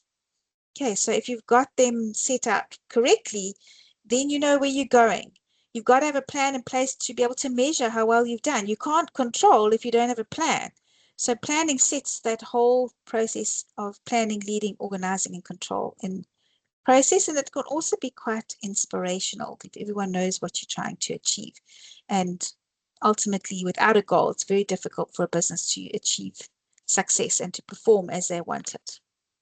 Okay, so as you can see here, top management are looking after the long-term goals. They're looking after strategic planning. The vision and mission falls under this sort of scope, and definitely more long-term. So you're talking about years there, as opposed to lower management who are working on a very short time scale with operational goals. And then the middle managers slot in between those two, and we call those tactical goals. Tactical goals. So this will be the goals for the marketing manager looking after the marketing department.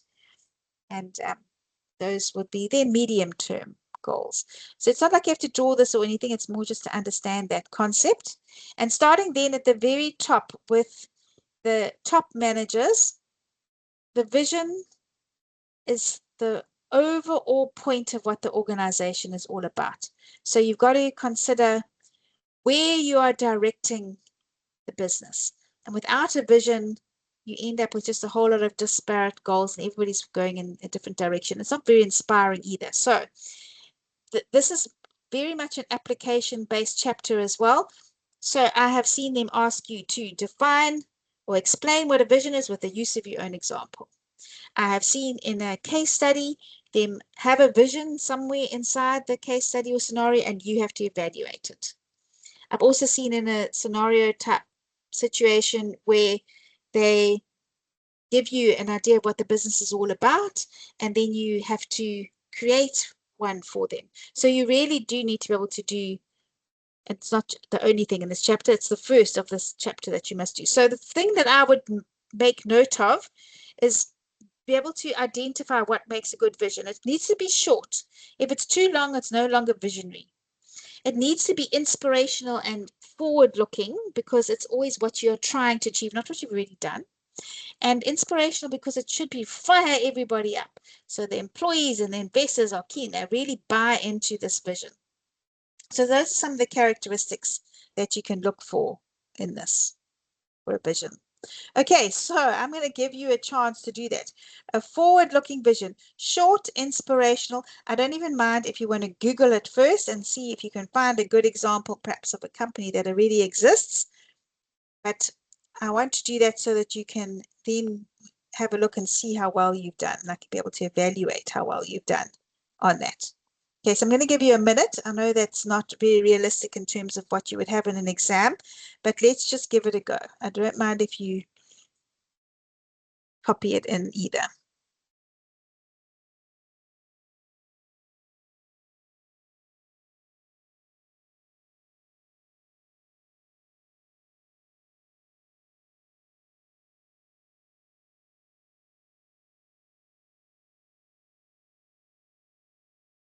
And note, a vision statement is not the same thing as a mission statement.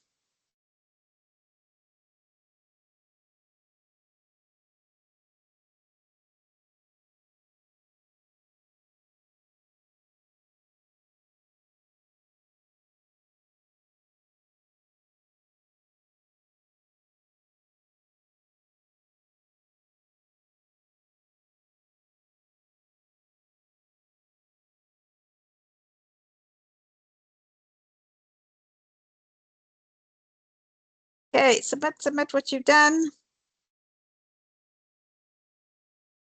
All right, have a look. Remember what I said now as you vote. It's got to be short, inspirational, forward-looking.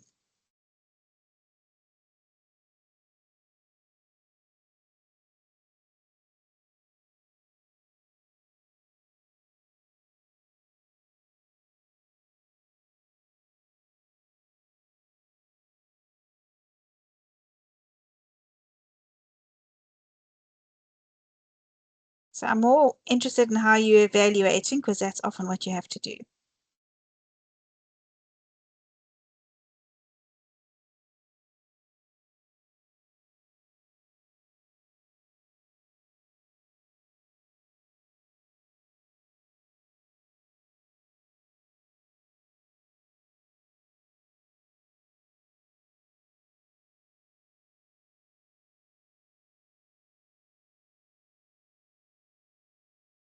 Okay, so I see somebody has defined it nicely, being aspirational, being concise, being inspiring.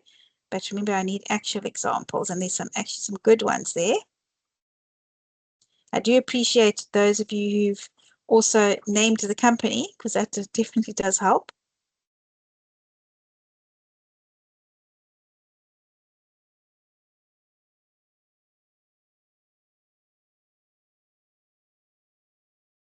Right, let's have a look. Okay, let's see what got the most.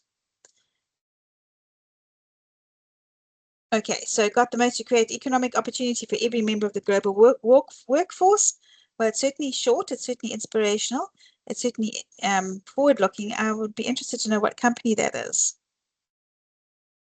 That's a good one for ShopRite too.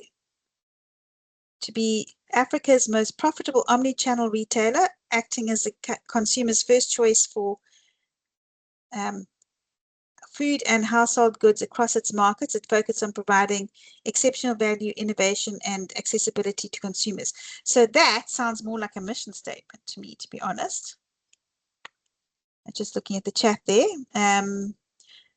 I think that was partially maybe Tesla's. Amazon, the Earth's most customer-centric company. Can you see how that really goes down to what they were saying?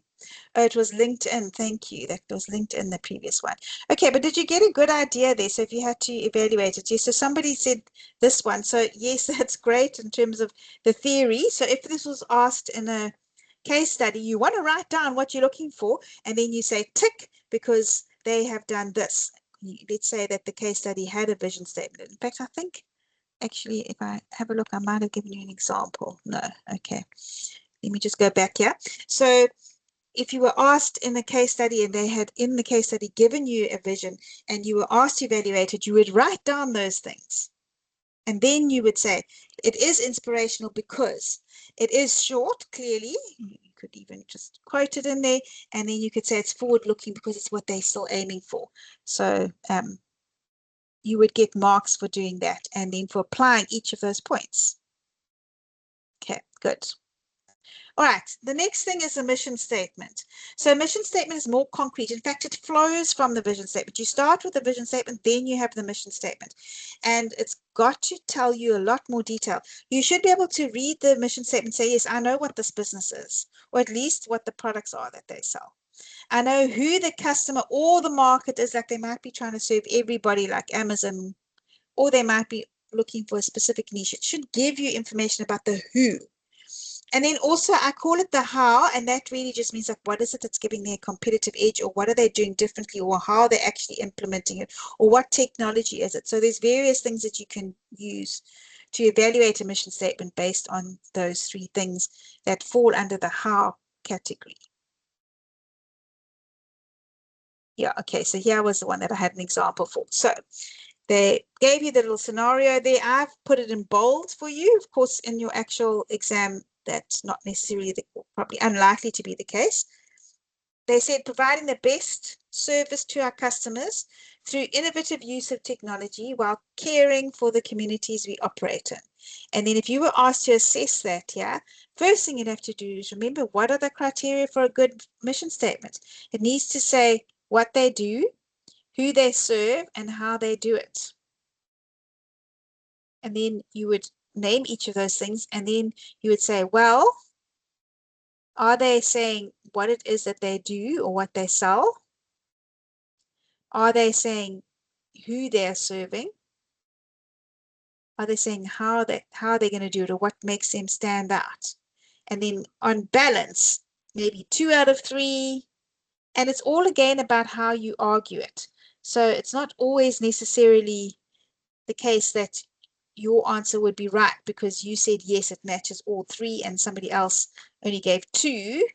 Theirs, because of the way they argued, it could also still get the same marks as you. So it's more about understanding what it is and then doing your best to evaluate it and judge it. Okay, so I just wanted to give you an example here. See, that's the theory that would give you a 5 out of 5. And then you would pull it through, say how you thought they did. All right, the next thing is a SMART goal. So hopefully you've heard of SMART before, because you do need to know what it stands for. So specific, measurable, attainable, relevant, time bound. And these are what you need to do for any specific goal. So you've got your vision, you've then developed your mission statement, and from your mission statement, you come up with your long-term strategic goals at top management. Those then feed down to tactical goals at middle management, feed down to operational goals at lower management. Irrespective of what level they are, they have to be SMART. The only thing that changes is the time horizon is going to be larger or wider for a strategic goal, and perhaps it's a bit more of a lofty goal, and the time frame would be a lot less for an operational goal, for example. So first thing is to know what each of those things stand for. And then I thought we would try this. Okay, so this is Peter Drucker. I want to see it's an AI that will do this for you. Yeah, so what is a SMART goal? I want you to try and explain it there, and then you should get given feedback on your phone as to how your answer goes. Let's see if that is the case.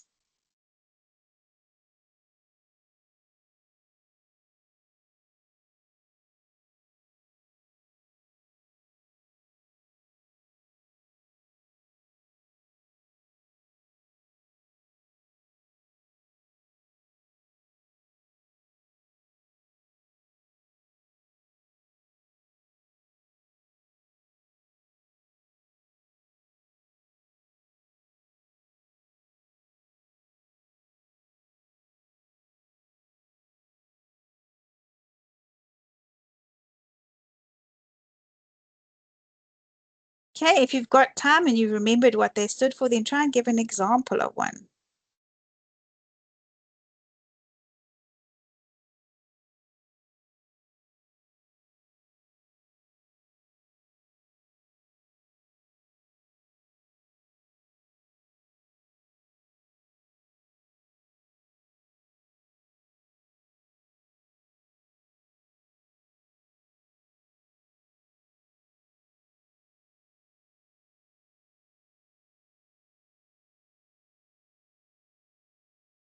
Okay, I think I'll stop at a minute.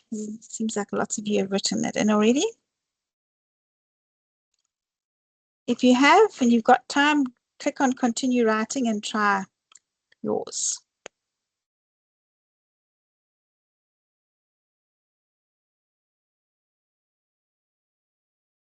Sorry, there. All right, I'm going to stop it in the next 10 seconds. So submit what you've got, please.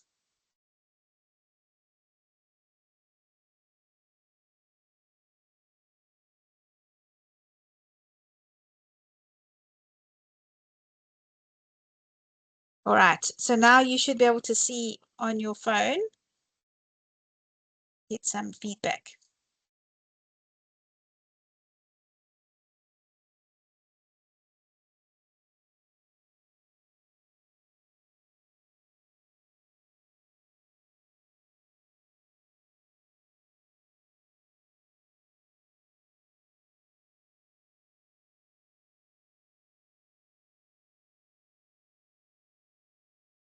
All right, so you can look at your own feedback on there.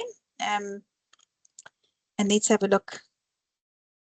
Yeah, so this looks great. These are great picks, so you can see what it has picked as some of the good ones. So looking at these three across the top, you can name yourself if you got these right. Well done.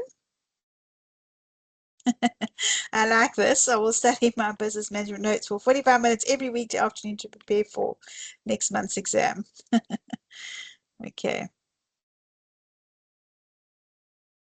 Yeah, so pick and paste, so specific. Yeah.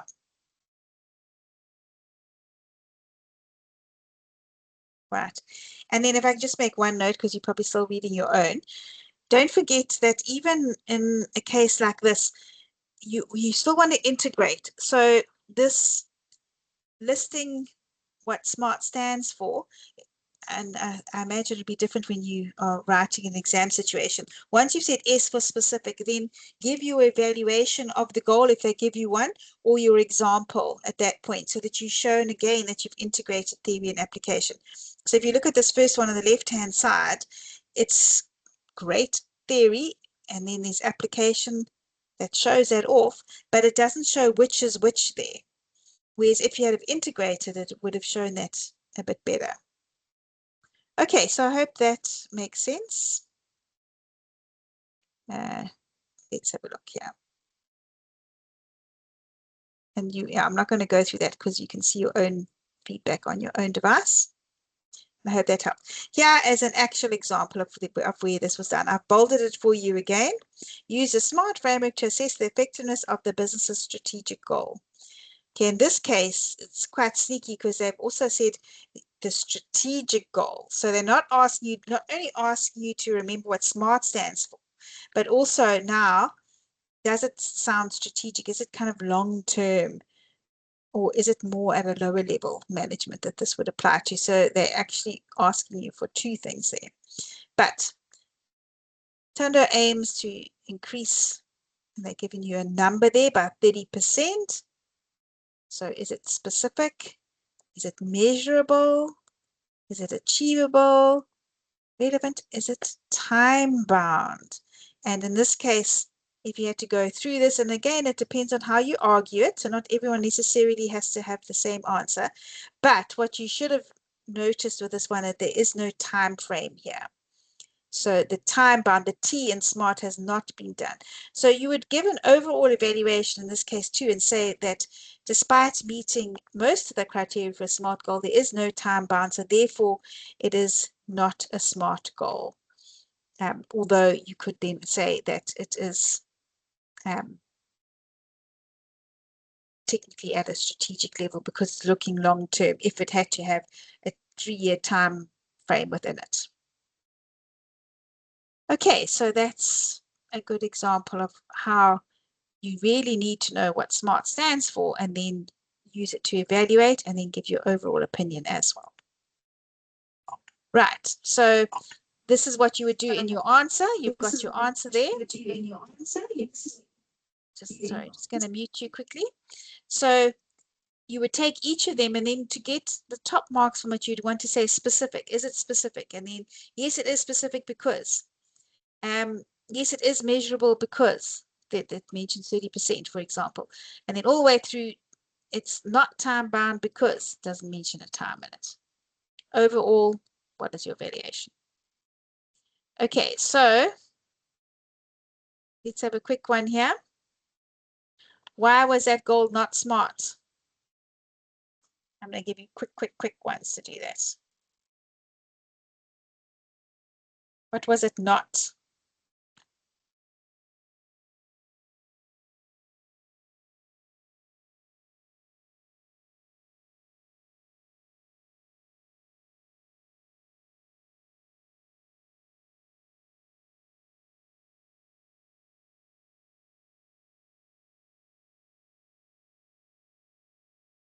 Okay, plug in your answer. Not long to go.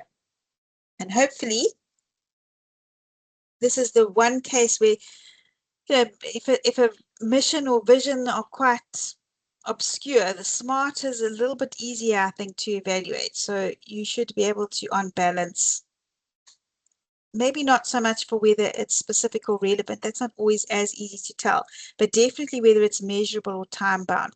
So quite often that's what they ask. Well done. When they give you one to evaluate, they quite often leave out the measurable or leave out the time bound because they know that that's what you're going to get. Okay, so for example, increase monthly sales within the next 6 months through targeted marketing campaigns and extended customer outreach programs. So it's within 6 months, it's time bound, but they haven't said by how much. You can't measure that goal. So that would be an example of what I meant by when they leave out the measurable part. Okay, right. So coming back to this, then remember that the SMART goals apply throughout as well. And if you read through the rest of the textbook, they talk about some of the points and plans at tactical level.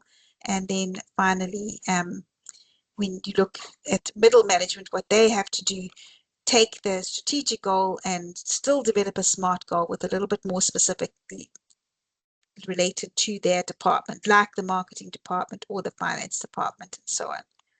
And then finally, the short-term ones at the lower management level. So just read through your book and have an idea of what those types of plans are that fit at that level. All right, so Learning Unit 8. Learning Unit 8 is summed up by this, which is almost like the contents. And you need to know the various elements and names in job design. They like to ask you to explain those terms and be able to also compare them occasionally. Departmentalization really is the big one though. So being able to describe or identify the type of departmentalization. I've even asked them, like literally the only time ever I've seen them ask you to draw something is to draw a departmentalization. Okay, so those of you who are writing online, don't worry. There's ways of you to do that if you do get it, but I think that since it has been an online option, they tend not to ask you to draw it, but they could still ask you to identify it or even perhaps to recommend it, and we'll look at those shortly. The other thing is like in that organogram, that departmentalization, so you've got the top, middle, and lower managers. Let's say you've got a marketing manager. Who do they report to and who reports to them? And then who has authority over whom? And you can see you've got line and staff authority there as well. And then just a couple of final things in terms of how to get things coordinated when you are looking at the organizing function. Okay, so this is what I was saying about these terms. You need to be able to explain them and compare them and even identify from a case study what type of job design can you see there, or even what would you recommend them to do, and don't get them confused. Okay, so rotating, you are moving from one job to another within the department, or for example, you always hear about doctors being on rotation, and if they're learning, you might move from maternity to ER to surgery and so on. And I think Unilever is another example where they do job rotation and you go and learn, I think it's like 6 weeks or something, you try out the various job positions. That is different to enlargement, where you stay with your same job, but you just do more activities. And that even is not the same thing as enrichment, where yes, you may do more activities, but it's not quite the same thing. It's far more motivating to be enriched because then you have more empowerment and authority perhaps, or responsibility, and it may be enlarged and enriched, but quite often with a job enlargement, you're not necessarily enriched. You might just feel overworked, in fact. So know what those terms mean, be able to give examples of them, be able to compare them as well. All right, the work teams, if you just look at that, the way that teams get designed and allocated, they talk about groups and teams and the various types of them as well. Sometimes you ask that. I'll show you that shortly. Okay, but which would be an example here? What strategy would this be? You're going to choose on the next one, A, B, C, or D.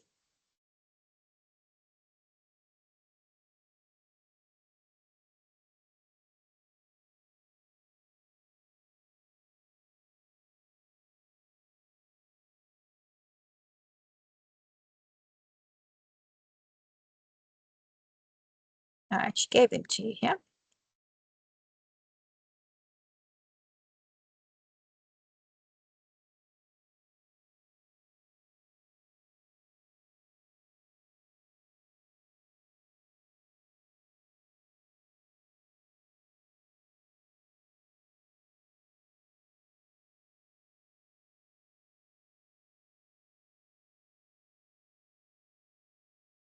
All right, so there is an extra one in there, which is a job specification. Also not the same thing. That's just what does a job do? What do they do in that job? So not the same thing.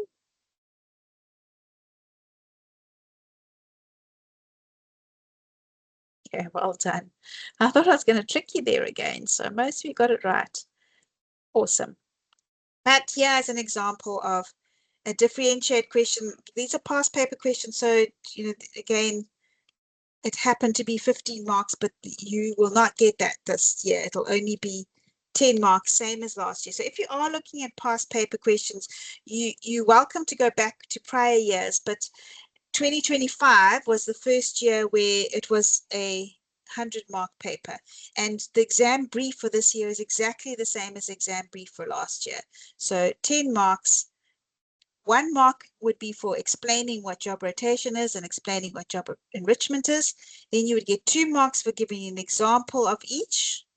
So 2 marks for example of job rotation, 2 marks for job enrichment, and then 4 marks, in this case you were asked to differentiate, for saying how they are different. And that does require an extra bit of thinking. So give the obvious things and then just stretch yourself and see if you can just think of one additional thing that just in your opinion makes it different, perhaps. So just push for that one extra thing. I also want to remind you that now you've done your multiple choice, which should be quite quick. You've done your describe the term and give your own example. And at this point, you may know this question really well and you think, oh, it's for 10 marks, and you write an entire page on it.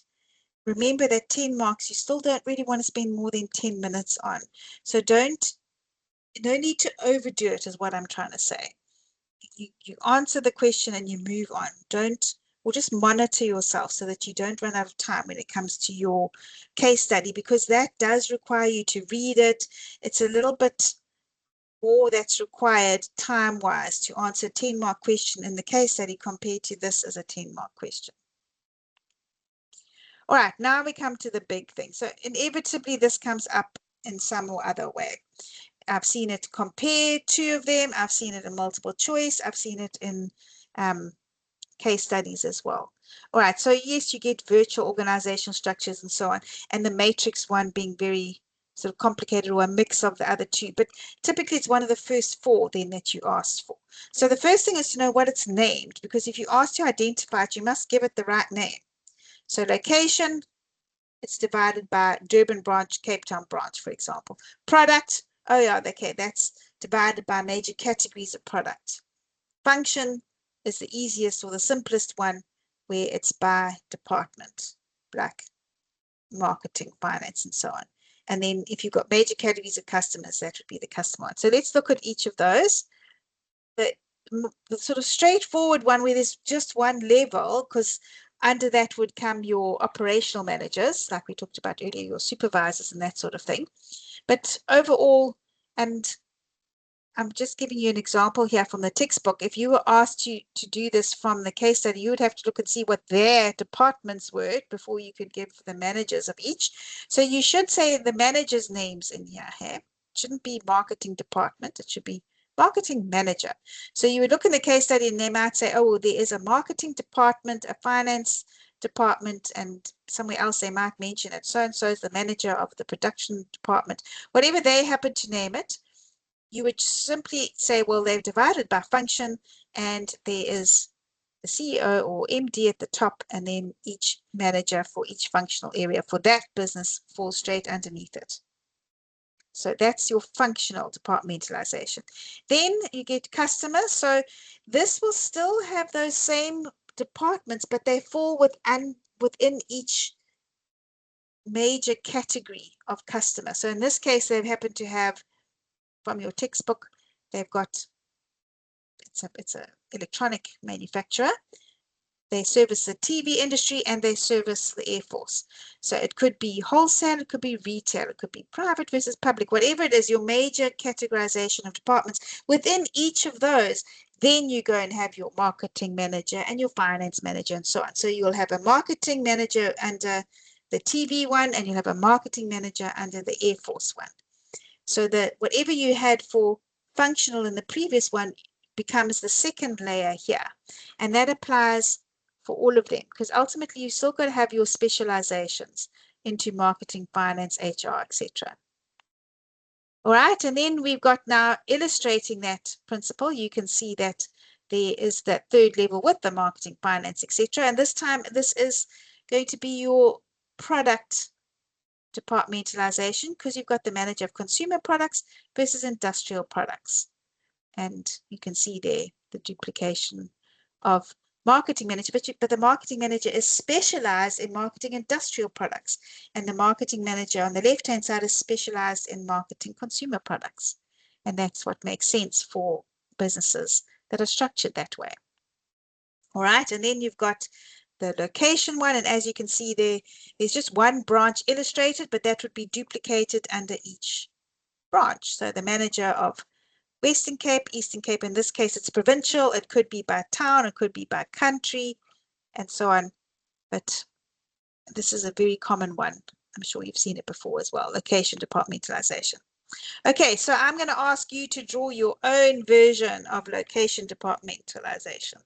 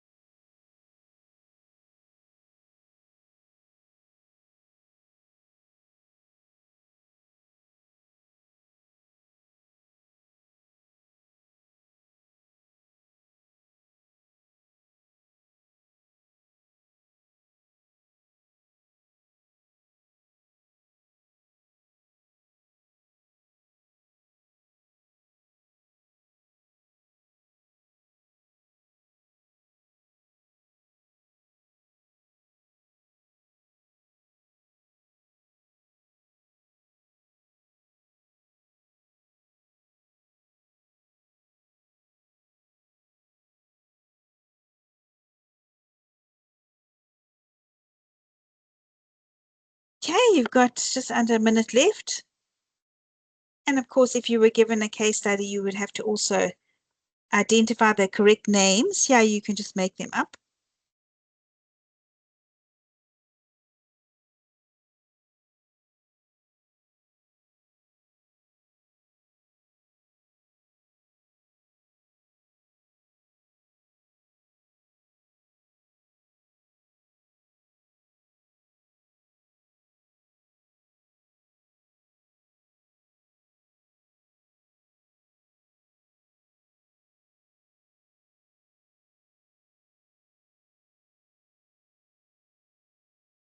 Okay, submit, submit.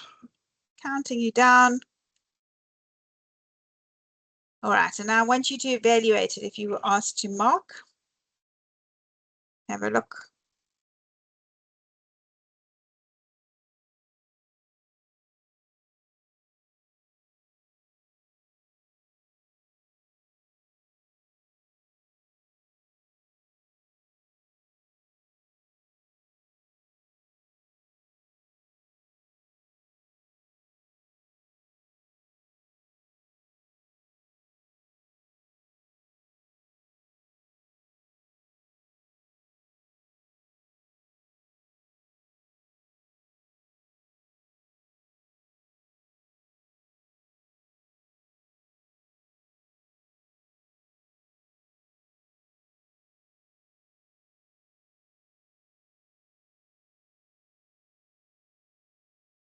You can also skip, hey? Okay, get your last votes in.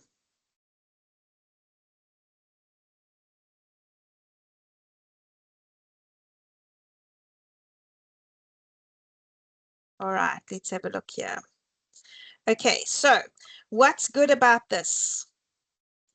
You can first of all see that the top layer has got names of regions, and in this case it was the provinces, and then I think it's gone off the screen a bit, but you can see that third level in there. So that's what I would be looking for. And then within that, I would have liked to have seen another block. Yeah, like that. So place 1, place 2, that's also looks good to me. And the fact that it says there marketing manager and all of the various functional areas, that looks good too. So well done if that was you. There's another one. Spot on. And there, one final one. Good. All right, so not that I would expect you to have to draw it. It is, though, as I say, the one time when they have asked you to draw it. Just to remind you that there is a matrix one as well, just in case you were asked to explain one or even recommend one. But this is just where you've got a combination. So you report to 2 people. Your line manager might be the operations manager, but also for a particular project. Okay. But I've seen them ask you to identify many times. And in fact, I think that's the example they give you in the exam brief as well. So you must be able to recognize it, name it, and be able to at least mentally draw it, even if you're explaining it with words. I mentioned that authority relationships. I have seen them ask you before to explain the difference between line authority and staff authority. So if you look at your line manager again, so the sales supervisor reports to the marketing manager reports to the CEO, let's say. That's in the line. Each one has authority over the other one because they are above or below them within the organizational structure. Staff authority pops out to the side, something like maybe you have got an HR, not a department, but they report in at the side and then they help everybody. Sometimes legal would fit in there as well. Even small businesses sometimes have an IT person, just one person who helps at that level. So they're not within the direct reporting authorities, but they have what we call staff authority then. So be able to explain each of those and know the difference between them as well. Okay, so here's an example. I want you just to try and read through this and see if you can figure out what type of departmentalization that is.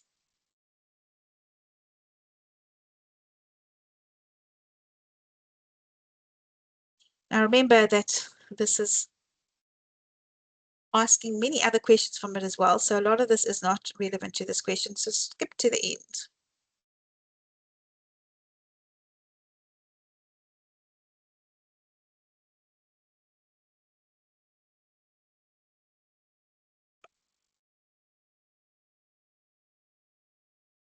Okay, so the first thing is to name it correctly. And then you would have to explain it. And you'd have to talk about what they've said the different departments, but you have to name them as managers of each of those departments.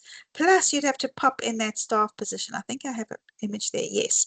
So in words, this is what you would have hopefully have looked at, and then you would have named it as what? What type of departmentalization is that?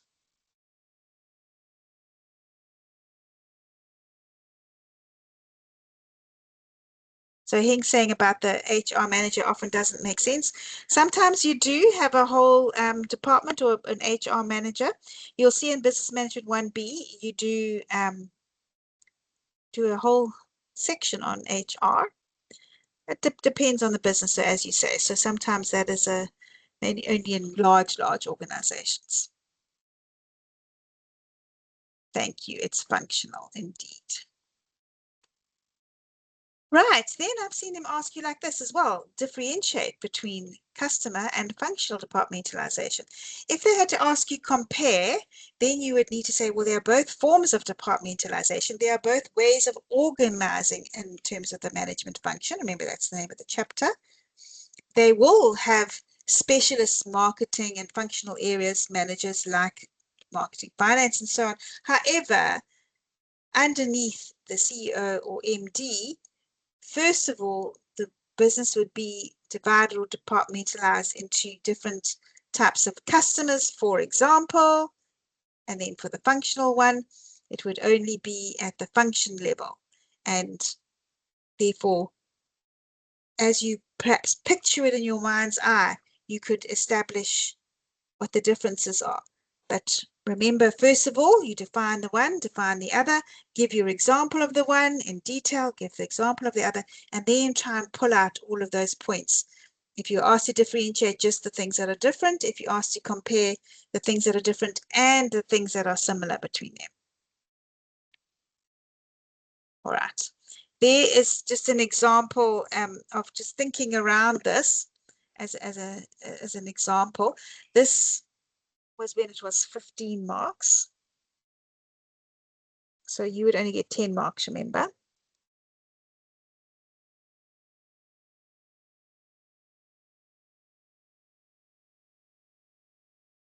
Lots of different ways to analyze the differences.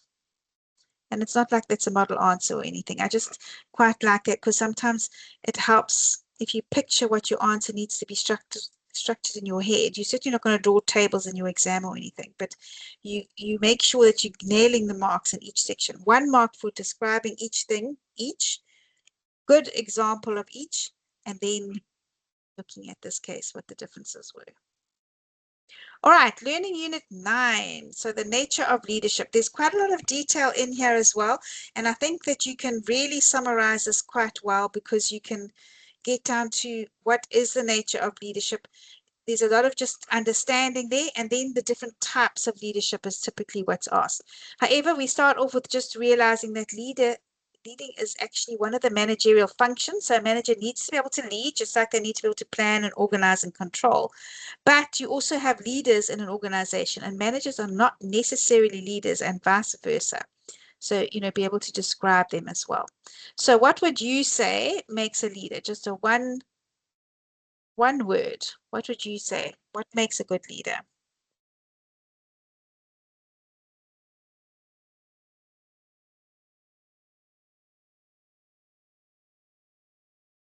What word is synonymous with a leader? What word pops into your head when you hear the word leader or even leadership? Just one. Quick, quick, quick. Submit, submit, submit. Okay. Yeah. Well, I'm very pleased to see that influence came there because that is typically, if you're defining what leadership is about, ultimately it's about influence. I do like all of those other attributes of what makes a good leader. That is amazing. So lots of courage there, bravery, honesty, people skills, creativity, fun, lovely. Great. And you will see that coming through when we talk about the types of leaders, such as visionary leaders, such as servant leaders. But definitely inspiration. But ultimately, a leader is someone who has influence over somebody else. So that's good to see. Okay, so you could be asked to differentiate between leadership and management. Remember what I said, they're not always the same thing. You get people who are not in a managerial position who just everybody looks to because they have influence. They are leaders. And then you sometimes get managers who are really terrible leaders. Hopefully, though, they are one and the same. Here's an example using that same structure I showed you earlier, but how would you compare the two things? So the process of influencing employees, that's what managing is about.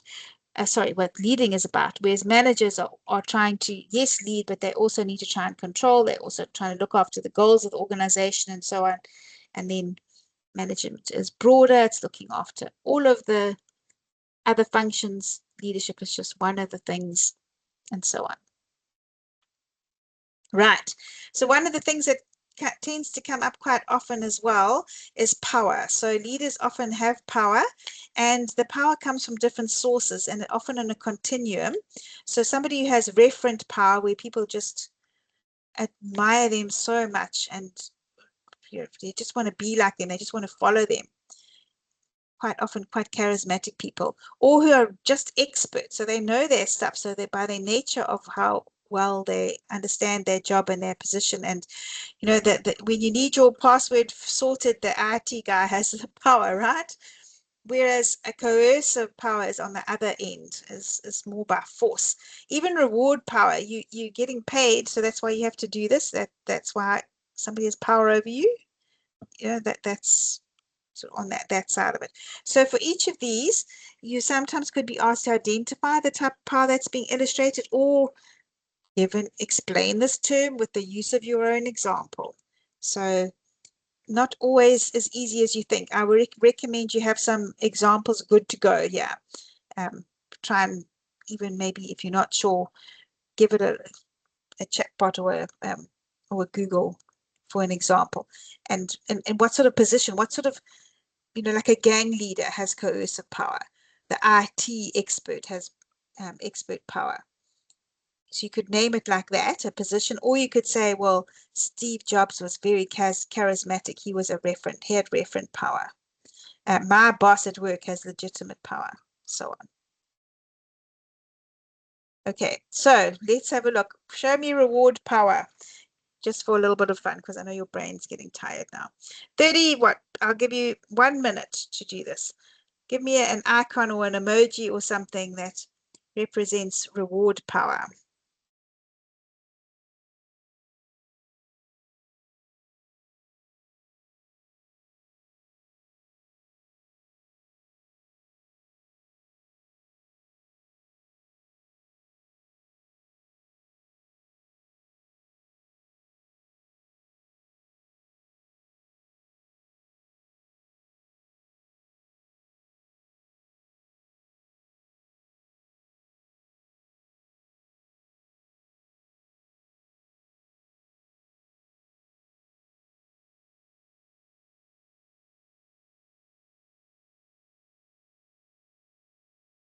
Just for fun. So I'm going to give you 10 more seconds to finish that. Okay, counting you down. Submit. Let's have a look. I'm going to save the best one. Oh, that's brilliant.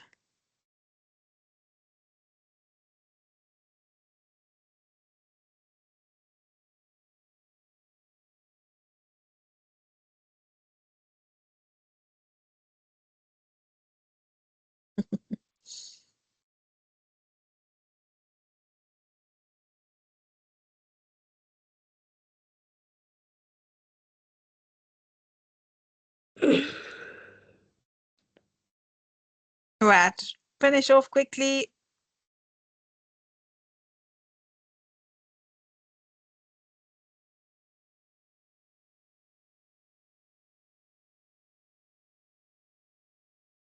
The last 10 seconds.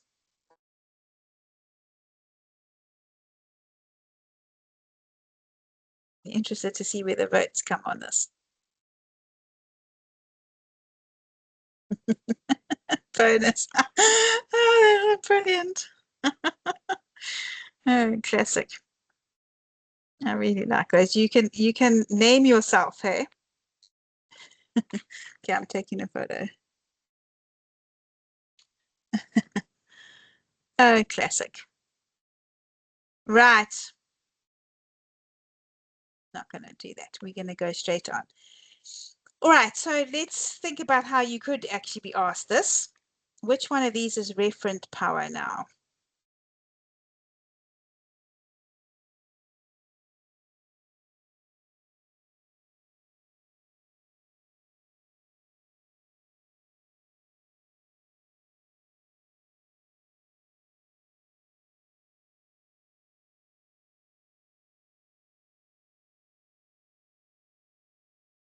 So let's just, I'm actually going to think through these because I think it's a good idea to identify which ones they are. So number one, what power does number one have?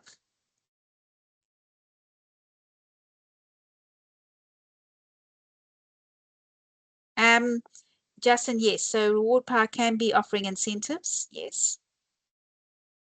Okay, and I've seen a couple of you say expert indeed. So number one is expert, yes, because they have that power because they know what to do. A charismatic and respected leader.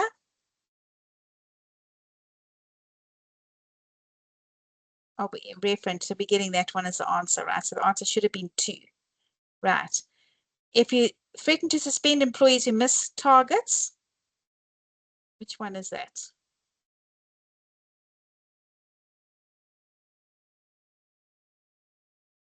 Okay, so I'm just doing the chat here now. So if you're not on the chat, you're not going to know, but I can see that some of you are on the ball. Yes. So by force. So if you don't know the word coercive, it just means if you coerce someone, you're forcing them. Okay. And then number 4, promising bonuses and extra leave days.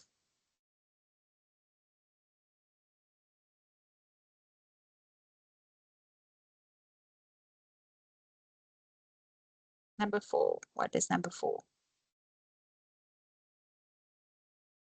Okay. Reward, yes, and that leaves the final one then as legitimate power. So you have legitimate power just because you legitimately are in charge of that person, and therefore you have power over them in the organization. Okay, good. So I'm not going to ask that because I thought I'd rather do it one by one. And then it comes to the bit of theory. So what do you need to know in terms of the theory here? I think it's not like you're going to be asked to explain the entire theory, but you could be asked to identify the type of leadership style. So autocratic, you need to know what that means. You could also be asked to explain what does laissez-faire mean as a leadership style. So with the use of an example. And you could also be asked in the case study to identify what type of leadership style is being illustrated in that case. So, you know, the sort of autocratic being the sort of do as I say type leader, laissez-faire is do as you want type leader, and participative is more democratic or consultative, somewhere in the middle of those two.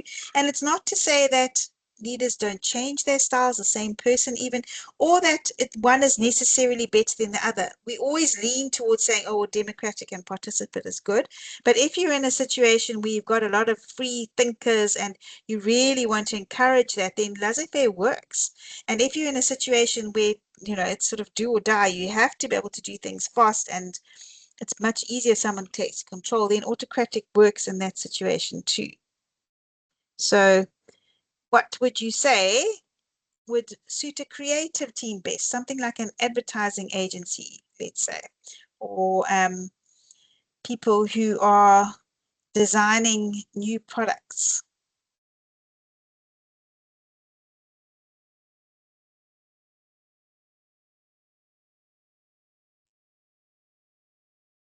And you'll note there, I hope you spotted, that democratic and participative fall in that middle bracket, sort of mix of the two. So there is leadership that's taking place, but people are being asked to participate too.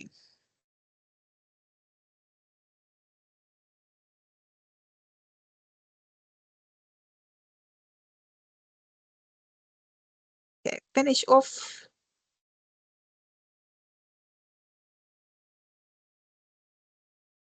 Okay, so it indeed was laissez-faire. So remember, participative and democratic are more or less the same thing. If I go back here, consultative, consensual, they all fall within that middle bracket. So laissez-faire, you leave them to do their own thing.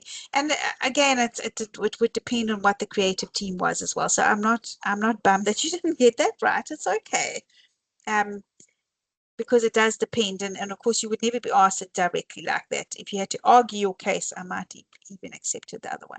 All right, but there's your example of being able to compare or differentiate between the two, give an example of them. So just make sure that you know what those words mean and that you can apply them as well. All right, then you come to these 3 types. So typically these, if they are in the sort of case study section where you asked to identify the leadership type, or you asked to recommend it or defend their use of that leadership style. I think last year they asked about the ethical one. Was it diversity? It was one of those 2. But know what those mean. So diversity leadership is managing diversity, whether that be culturally, seniority. There's all sorts of different types of diversity, and given the diverse workplaces, that is perhaps a skill that's needed by all leaders, as is ethical leadership, given how unethical behavior has led to companies collapsing, and CSR has hopefully tried to put a stop to that.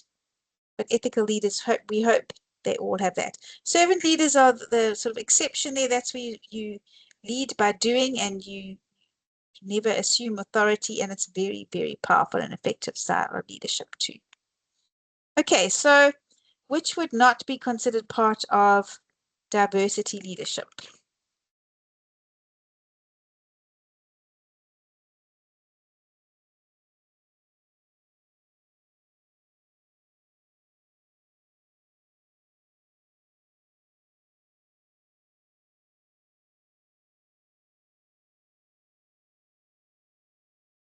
Okay, lock your answers in. I'm going to stop it at 30.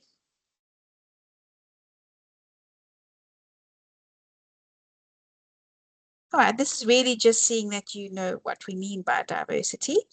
Indeed, ethical leadership is a different style. It's not a consideration in there. Right, here's an example of given question 2. So explain what a servant leader is with the use of your own example. And what I've got there is just first of all, the definition that would give you 2 marks, and then 2 different examples. So if you find that your one example, you just can't think of much to say about it, give another example as well.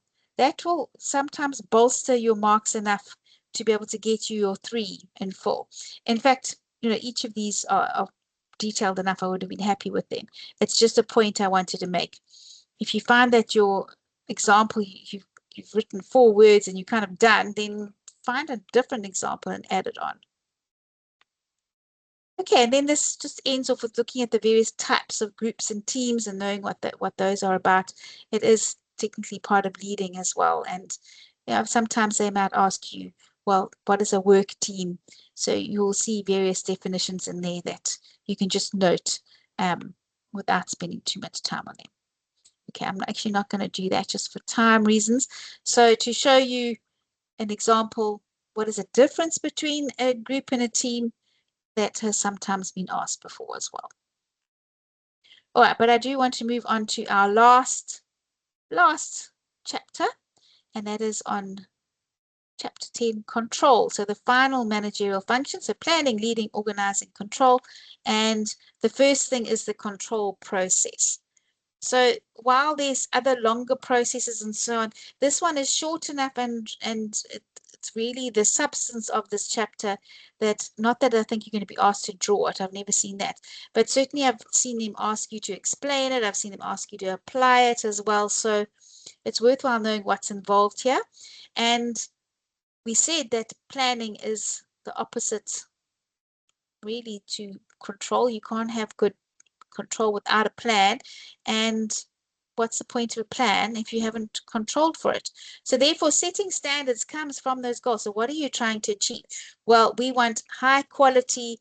We want to minimize the returns of our product. Let's say we Amazon, we want to limit that to 0.1%, or maybe it's 1.5%. Whatever it is, you've got to know what you're aiming for in the first place. So step 1. Then you can say, okay, how did we actually do? Well, over this last financial year, it was 1%. Then we compare that in step 3 to determine the deviation. So, oh, well, we planned for 0.5, we ended up with 1. We have a discrepancy there. Our actual performance was worse than our standard and what we had set for our goal. So we have this deviation in step 3. And then don't forget step 4, because now we need to do something about that. We need to minimize that gap. We don't like that gap. Most of the time, it's because you want to improve your performance. So you try and just do better next time. But maybe it was because your goals and standards were too high and weren't realistic. So you might actually adjust it from the other side. But whatever happens, you can see that it forms a loop, because after that, you go back to step 1 again. Okay, so just be able to explain that. And I'm going to ask you to do your last drawing of the evening. I want you to draw that control process. See how much you are still able to take in at this late time of the evening.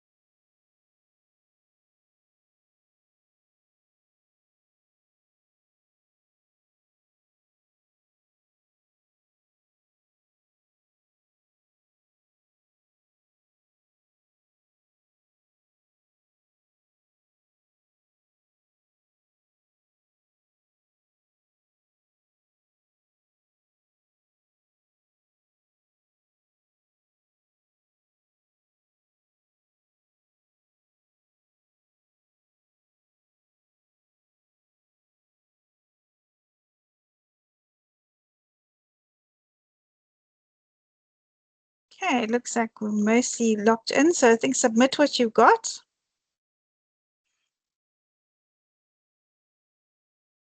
They give you maybe 15 seconds more.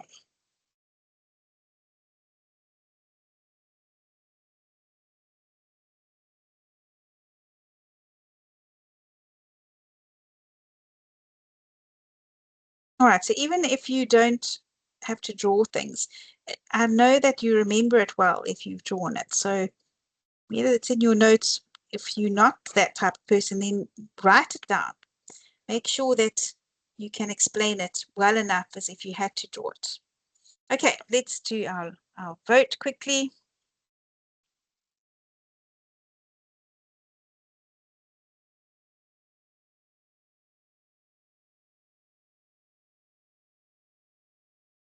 Remember, you can skip if necessary too.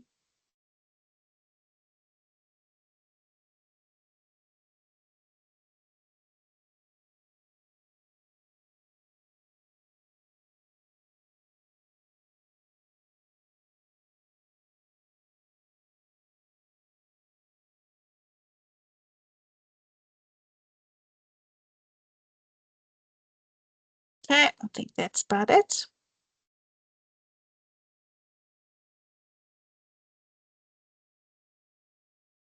Okay, so let's see. You can also identify yourself once the vote comes in, if you're in the leaderboard there. Yeah, that's a good one. So setting standards derived from goals. Well done for remembering that. Measuring actual performance, evaluating the deviations, finding out your performance gaps, rectifying deviations by correcting actions. Absolutely spot on. Well done. That's brilliant. Okay, so then I think it's also just worth knowing you would have to apply this. So what you would need to be able to look at a case study and say, okay, well, that is this step, or they should be doing that step next, or perhaps they ask you to illustrate which step in the control process is being demonstrated here. So when it comes to each stage, you need to understand what's going on there. So what does it mean to measure your actual performance? If you are seeing what the deviation means, what are you doing from step 1 and step 2? And then what are your options for rectifying things? Okay, so give one example of stage 1. Give me one example there. I'm going to drop the time here, just 1 minute. What is something that you would do in stage 1? In other words, what would be an example of a standard or a goal that you would set?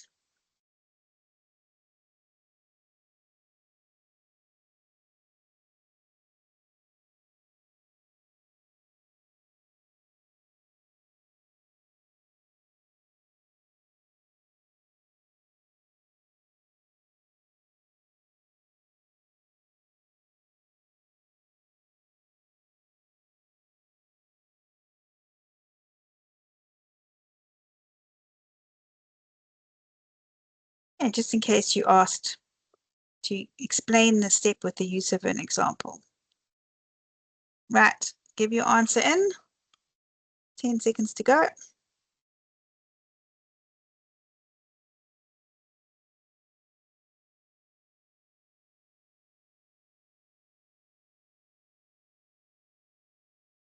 Right, have a look on your device. You'll get some feedback there. You can look at your own personal advice. I'm just going to look at some of the examples here.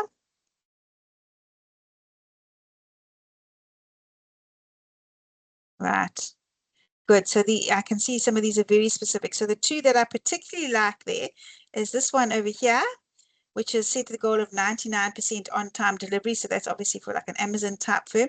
So the fact that it's got something that can be measured against, that's important, hey? So yes, a profit standard, but then give the actual amount. What revenue would you want within what time frame? So the second one, I would like to see the numbers there. But this one, or wherever the business happens to be, all houses must be occupied. It's got a number in. If it's not something that's measurable, then how can you compare it in step 3 against what you actually did? Here's another one, 40% benchmark achievement. Okay, so that's what we need there. Right, close that. Okay, and then there's the final types of control. And although they mention all four of these, really the focus here is on physical resources. So the physical resources comes down to your inventory control, quality control and inventory control. A lot of the time that control process is about getting your quality right, and you'll cover this again next semester. You'll look at the various elements involved in quality. So yes, your inventory needs to be there, whether it's inventory coming in, you're checking it for quality, or you're checking the production process and the output of that to see that that's good quality, and then of course what the customer feedback is in terms of quality. But typically, this is what they ask from the physical control or the inventory control. So you must be able to explain what these three inventory control methods mean. Economic order quantity is one of the control methods that says that, well, actually the way that you should be ordering your inventory or your stock coming into your production process. Let's say you make t-shirts, then you've got material coming in, you've got cotton coming in.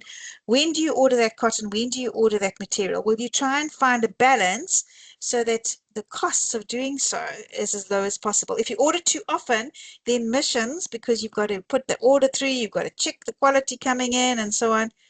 If you order too far apart, you might run out of stuff. So you've got to find that optimum level. You also know that when you're storing inventory for too long, it becomes expensive and so on. So it's getting that right. That's what that technique is.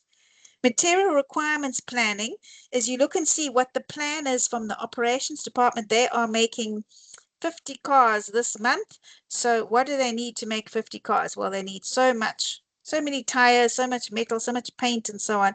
And then they work backwards from that, and then from that they order their inventory in. So they're not getting stuff they don't want, and they're also making sure that they don't run out of the stuff that they're going to need for that next month's production. And then JIT has taken it one step further, because what happened in the sort of 80s and 90s when MRP became a thing was they thought, oh, this is so good. We're so economical. We're not having stock in our warehouse becoming obsolete and just wasting space and all our money tied up there. Let's just order exactly what we need for literally the next day. So it's taking it for where you just order what you need in time for when it's actually required. Very economical, but of course you've got to be super on it and accurate to make that work. Okay, so you could be asked to explain those with an example. You could be asked to identify what they're using from a case study as well. And given that these terms may be some you've never heard of before, it's worthwhile just making sure that you've memorized perhaps what the definitions of each of them are, and maybe your own example. Okay, so let's give this a try. I think I've got it on my next slide. Let me just check. Yeah, so you have to remember from this one, A, B, C, or D. Which one is most appropriate for a factory that only orders raw materials once the customer places an order? So A, B, C, or D.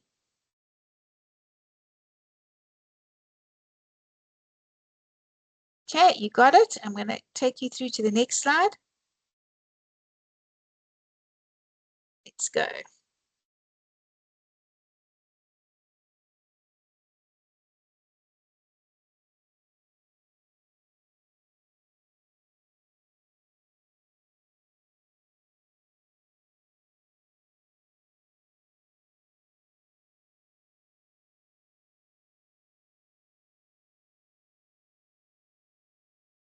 Okay, it shouldn't take you long. I'm going to give you just 10 seconds more.